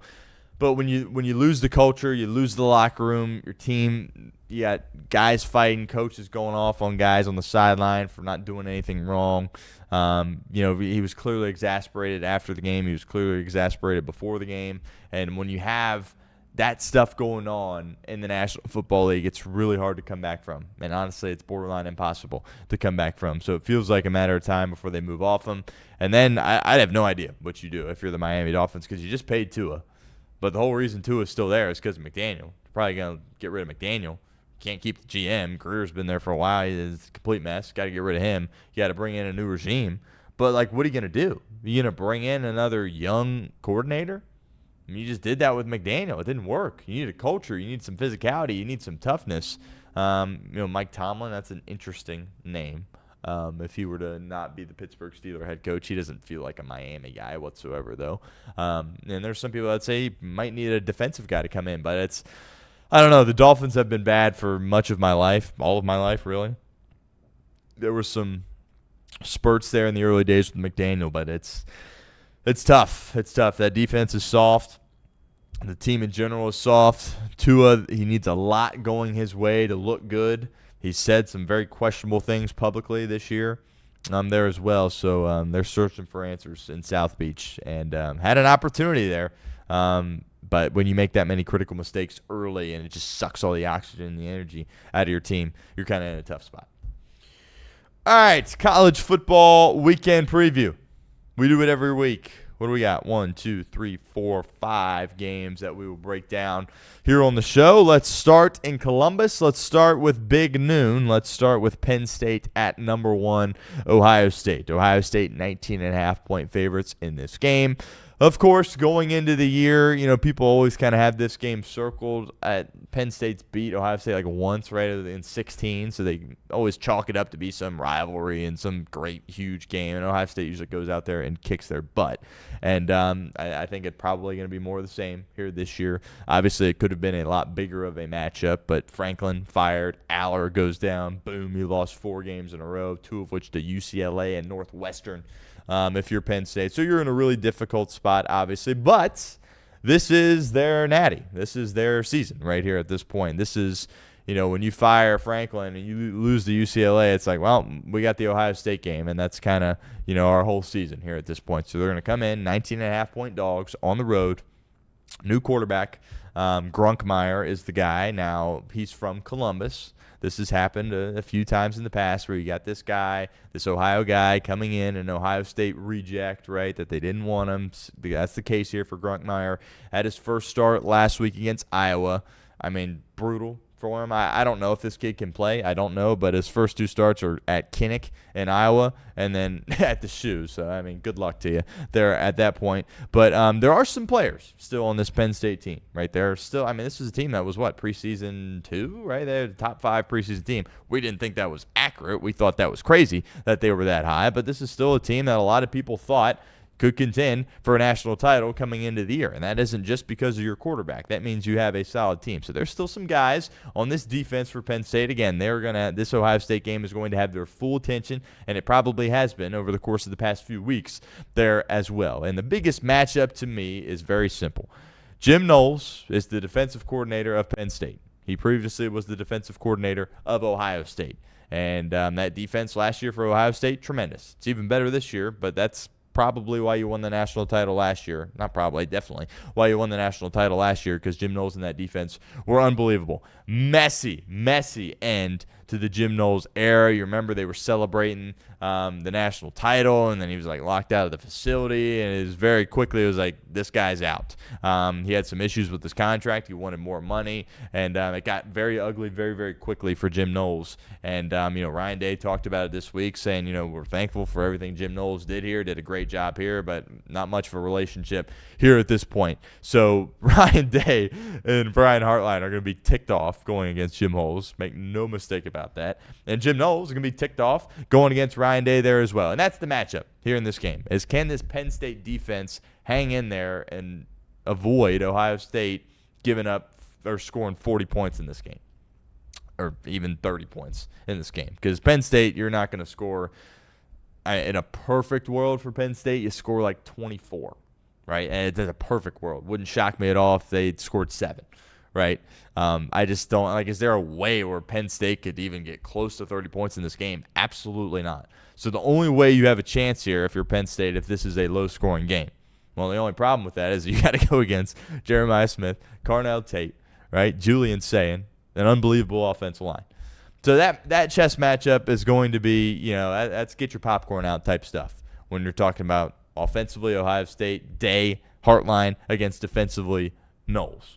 Now, they know all each other's tendencies, right? Jim Knowles, he knows where Brian Day and Brian Hartline are weak. He knows what they're going to want to do. Same on the other side. Ryan Day, Brian Hartline, they know what Jim Knowles wants to do. They know his weaknesses. They know his tendencies. So who's going to break off their tendencies in this game? Whoever does that is going to be in a better spot. Now, obviously, Ohio State has more talent in the process. Look, if Ohio State tries to do their Michigan game plan where they just try to run the ball stubbornly, then it could be a close game. Because if there's one thing, this Ohio State team is excellent. If there's one thing, it's like, they're not the best running the football. But if they let Sayin cut it loose, it's going to be ugly, because he's going to go crazy if they let him do that. And I don't understand why they wouldn't let him do that. He can do it, and he proved it against Wisconsin. Obviously, this Penn State team much better than Wisconsin. But if you let Sayin cut it loose in this game, he will play great. He will really put his name into the Heisman hat. It's already in there, but he really will put his name in there. And you're going to win this game, because Penn State can't stop this offense and make it as close as they need to be as it relates to their offense scoring points in this game. I just don't think, again, Penn State, in a perfect world, they scored 24 points, and that probably involves them getting a huge play on defense or special teams in the process. Just not going to happen. And it's hard for me to, despite Penn, again, they got some guys on their defense, but it's hard for me to sit here and say Ohio State's not going to score 30 points in this game. Very hard for me to come to that conclusion. Staying away from it, not a best bet of the weekend. If I'm picking a side, I'm picking Ohio State, 19.5-point favorites at home. Unfortunately, this game was supposed to be great. The environment will still be great. They'll still sell it out. It'll still be raucous, but wouldn't be surprised if that game got ugly. Another game at noon, great game. Vandy at Texas. Texas could be without Arch Manning. Obviously, we're live here on a Friday. As of now, we don't know. It looked like a borderline concussion, was in concussion protocol in the overtime game last week against Mississippi State. Texas finally gets to come back home. 4 straight games. They've been away from home. 3 on the road, and then they had Red River, neutral site there, obviously. So finally they get to go back to Austin. That could help. It's weird. When you win games as a college football team, that gives you an opportunity to create some momentum for yourself. They were in overtime games against probably the 2 worst teams in the conference that you got borderline lucky to win. At the end of the day, you won the game. So maybe things can, turn the corner here for Texas. If Arch doesn't go, I find that very hard to believe. Matthew Caldwell is their backup. He obviously came in, had the great throw in the back of the end zone to beat Mississippi State last week. He's played a lot of football, was the starter at Troy last year. I think Texas and Sark has some confidence in him going out there and operating their offense. But I'm expecting this to be just a really low-scoring game. A defensive game. Look, Vandy can play defense now. And, Vandy was in a very low-scoring game last week. 17-10 was the final against Missouri. This game feels very similar to me. Texas, they woke up offensively against Mississippi State in the fourth quarter and overtime of that game, but it's been an offense that's been relatively stagnant. Arch finally had started to wake up, right, in that Mississippi State game, and then he got hurt. We'll see, again, if he's available for that game. Should be really, really competitive, though. I think this is going to be a close game. Texas, I don't think is the better team, but very noteworthy. Vegas has them as 3-point favorites last night looked in this game at home. Texas, the season to this point, obviously has been, I'm not going to say a full disaster, but a fall from grace. Nonetheless, this team was ranked number 1 coming into the year, and they, you can make the argument that they shouldn't even be ranked. Right, and obviously they wouldn't have if they had lost one of these games to Kentucky or Mississippi State. Pavia, another big spot for him. The guy's a gamer. Say what you want about him. I'm not the biggest Diego Pavia fan, but he's a good college football quarterback, and he wills his team to victory. He puts them on his back, and that really reverberates throughout the entirety of the team. Just his passion, his toughness, his grittiness. I'm expecting it to be a close game. As far as the side goes, don't really have a lean here. Because I think Vandy's real. I think Vandy is a top 10 team, but Vegas clearly sees something here, favoring Texas by 3 points, even if Arch Manning isn't able to go. So I'm not picking the side, but a total will be a best bet of the weekend, so we'll come back to that. 3:30, Georgia, Florida. Georgia's 7.5-point favorites on the road. Florida's been a mess. It's unfortunate, right? There's a couple of programs where it's like, if this team is good, it's just better for college football. One of which is USC. One of which is Notre Dame, and the other, in my opinion, is Florida, and it just stinks for college football that Florida is so dysfunctional. Maybe that will change. Obviously, they fire their coach midseason. Anytime that happens, you're in a bit of a mess situation there. But still, the Swamp's a tough place to play, and they're going to show up here at this game for Georgia. And Georgia, I think, Stockton's playing at a pretty high level. I didn't think he would be this good, and he deserves a lot of credit. I don't think Georgia – top to bottom, Georgia usually always is going to have one of the best rosters in college football. I don't really know if they have one of them here at this point, but they have the best head coach, and their quarterback is elevating them. And Gunnar Stockton deserves a lot of credit. I saw a picture of him, he had like a gator, an alligator around him, recently. I don't know if that was an old picture that popped up, but he's just kind of a country boy, right? Georgia guy.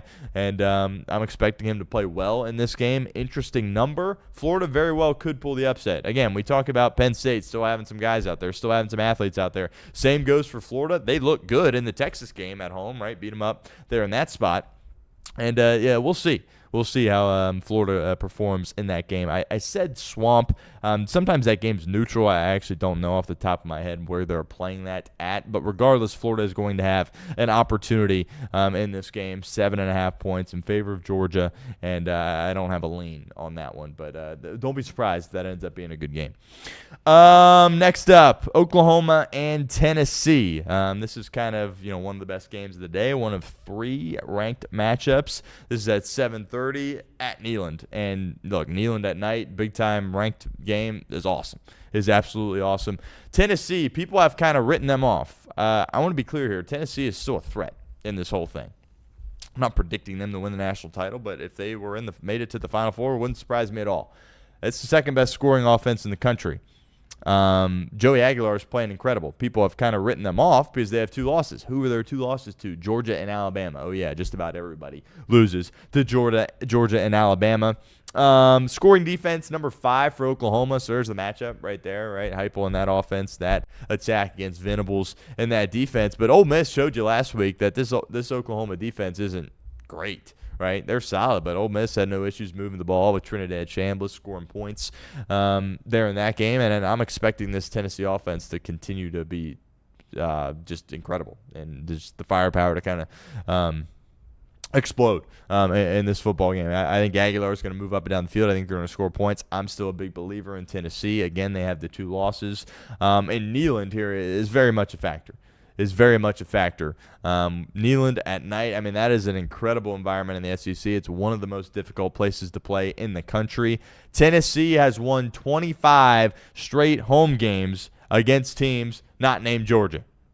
So coming into Neyland and winning, it's very, very difficult, and it's only a 2.5-point spread in favor of Tennessee. Oklahoma is reeling kind of at this point. Mateer was an early Heisman guy, early Heisman favorite for the first several weeks. Then he has the hand injury, and he just hasn't been the same since. And it stinks. It really does stink because he was incredible before that injury. You saw it with Curtis Rourke last year at Indiana. Same injury. He was playing great, got the injury, missed a couple of games, came back, wasn't the same.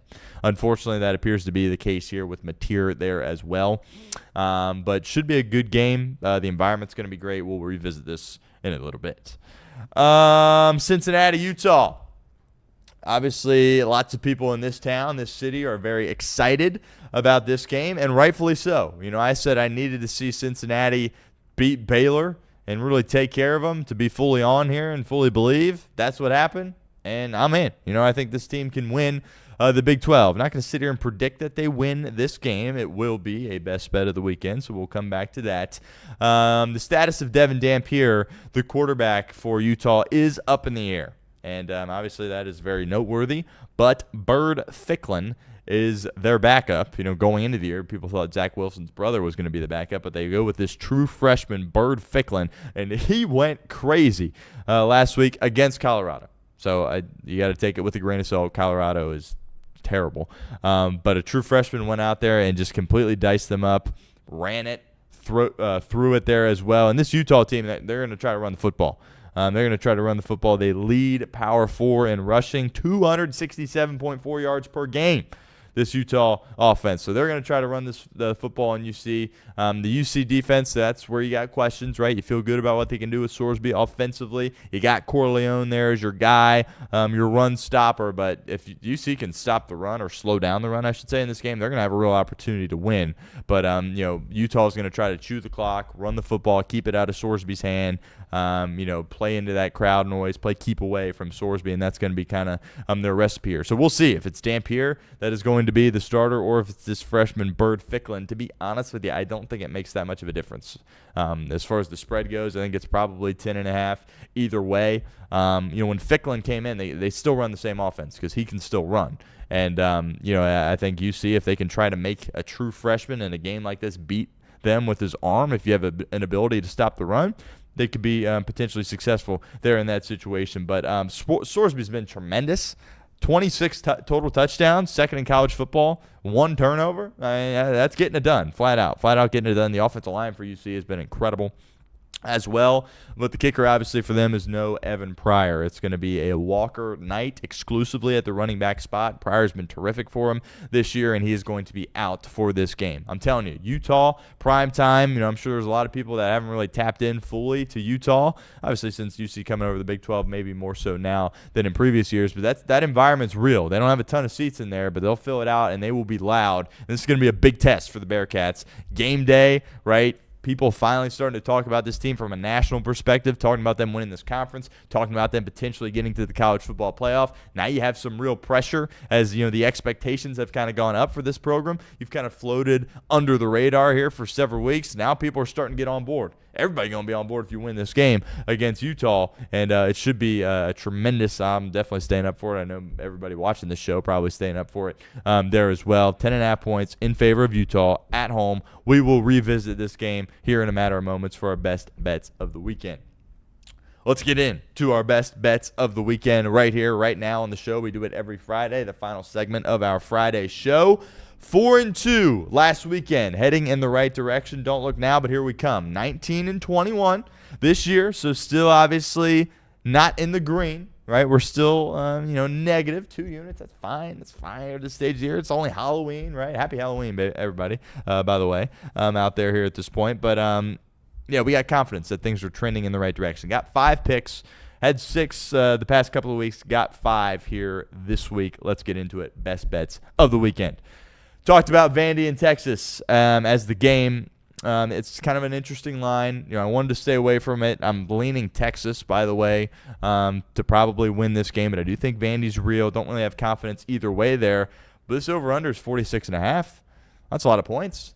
These are two offenses that aren't scoring a lot of points. I understand Texas scored a lot against Mississippi State. All right, Mississippi State doesn't offer much from a defensive side. Vandy, that defense is solid, right? And, the way they operate, they're not going to push the ball down the field. They're going to run the football, RPO stuff with Pavia, chew clock. I don't see this being a high-scoring game at all. And I think under 46.5, that's, sign me up. Kind of feels like a 20-17 kind of ball game, 21-17 kind of ball game. Wouldn't surprise me if it was, a 17-13 kind of ball game either, to be completely honest with you. 46.5 seems like a lot. It's in Texas. Sure, the weather is going to be favorable for throwing the football around. But, yeah, I like the under in this game, 46.5. Tennessee, Oklahoma. We talked about it. I don't understand this line. I don't. Tennessee's only a 2.5-point favorite at home, Neyland Stadium. That's a huge home field advantage. Tennessee offense is playing awesome. Second best scoring offense in college football. Aguilar, people were talking about him early. Then they lose 2 games. People stopped talking about him. He was fine in the 2 games they lost. Was he great? No, he was fine. And again, they lost to Alabama and Georgia. This is still a really, really good team with a good head coach in Heupel. He's great at home in Neyland. Again, 25 straight home wins for Tennessee against teams not named Georgia. And look, I expect them to win this game, and I expect them to win it rather handily as well. This feels like it should be like a 6.5-point spread, and it's only 2.5. I don't understand that. I love Tennessee. I'll lay the 2.5 points at home, Neyland Stadium. It's a big win from them. And I think if they win this game and win it handily, people are going to start realizing that, Tennessee here, they're still a factor in this equation. Now, it's tough when you have 2 losses because for the most part, well, obviously 1 year of the 12-team playoff, but I haven't seen a team with 3 losses get in. Will we see one in the future? We'll see. I don't know. But Tennessee probably needs to, run the table. We'll see what, transpires in the rest of the SEC. But Tennessee is, they're definitely a top 12 team in the country. Absolutely no doubt about that. Heupel, what he dials up offensively. Aguilar's playing with confidence at a high level. He's going to be rare and ready to go. Neyland, the environment's going to be incredible. And Oklahoma's just flat out reeling here at this point. They're flat out reeling, and they're going to need Mateer to play at an incredibly high level in order to win this game. And I just, with the injury, he hasn't looked the same. And unfortunately for them, I don't think he has the ability to do it. The only question mark going into this game was, well, that Oklahoma defense is pretty solid. Well, if the Ole Miss offense, which is good, had no issues with them, this Tennessee offense not going to have any issues with them either. Tennessee minus 2.5. Love the Volunteers. Give me the Bearcats. 10.5 points going to Utah. Don't feel great about the money line. Not going to sit here and say they're going to win, but keep it within 10.5 points. Yeah, sign me up. Sorsby, playing at a terrific level, protecting the football. That's the key here, right? If you go on the road in an environment like this, cross country, you better protect the football. And I got faith that Sorsby's going to be able to do that. We'll see if he finds himself in a spot where they're, losing, if he gets a little bit reckless or not. Well, that'll be certainly an interesting thing to monitor as it relates to that. But they still have Walker. They're still going to be able to run the ball with him. No prior hurts. Really does. But you got guys on the outside now for UC that can win one-on-one. And if you can slow down the run game, and it seems like, again, we talked about this earlier. Dampier, their quarterback, he missed last week. His status, as we're doing this live, up in the air. Bird Ficklin is their backup, true freshman. He looked great last week against Colorado. But, if you put a true freshman here in the spot and you take away or slow down his run game a little bit and put some pressure on his arm, I think you're in a good spot here. And give me the UC Bearcats to cover 10.5 late night Saturday. I'll take the Cats. 2 in the NFL. Texans Broncos. It is in Houston, and Houston had a big win last week against San Francisco, and I think they're going to do it again this week against the Denver Broncos. I'm laying 1.5 points with the Houston Texans at home.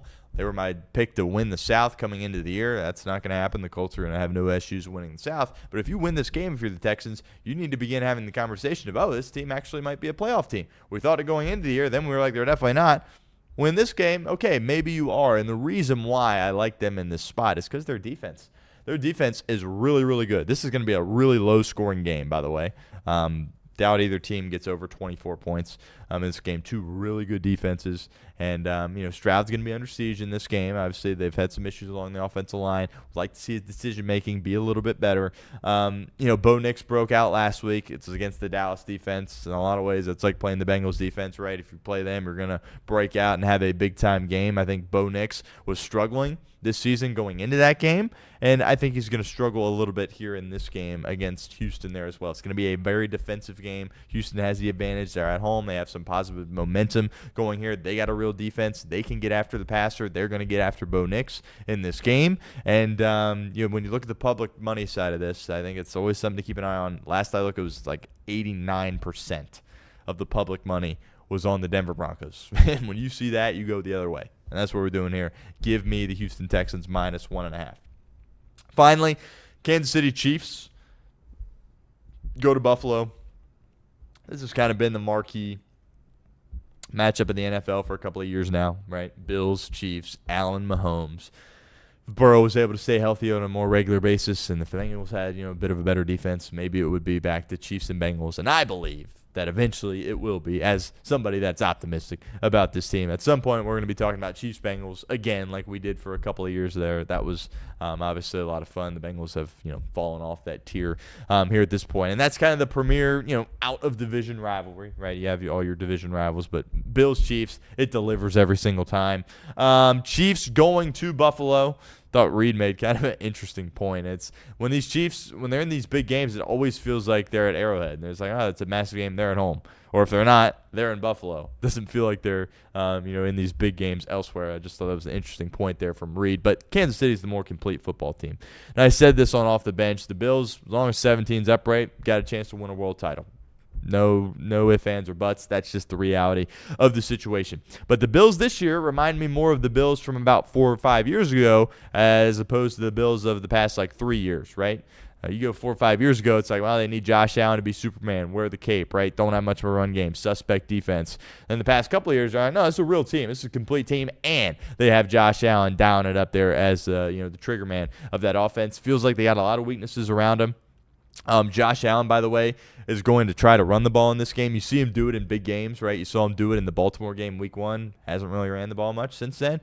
He'll be using his legs here in this game, and that's going to be a factor. But I just think Kansas City's more complete in this game. And what they have with Mahomes and the skill guys, right? I mean, you saw it with him early in his career when he had a prime Travis Kelce and a Tyreek Hill where it was like, whoa, this is an issue. And then he was winning world titles without a bunch of skill guys. Rashee Rice, guy's a bona fide one, right? And now you can have Worthy, who was kind of being asked to be the one. Now he can step back into that gadgety role, right? Travis Kelce, he's your third down presence, right? Their backup tight end's good. Hollywood is healthy. He's running around. Juju as well. They got guys all over the place. They've got elite coaching. They've got Spags there defensively, and I'm laying the -1.5 with the Chiefs here at the spot.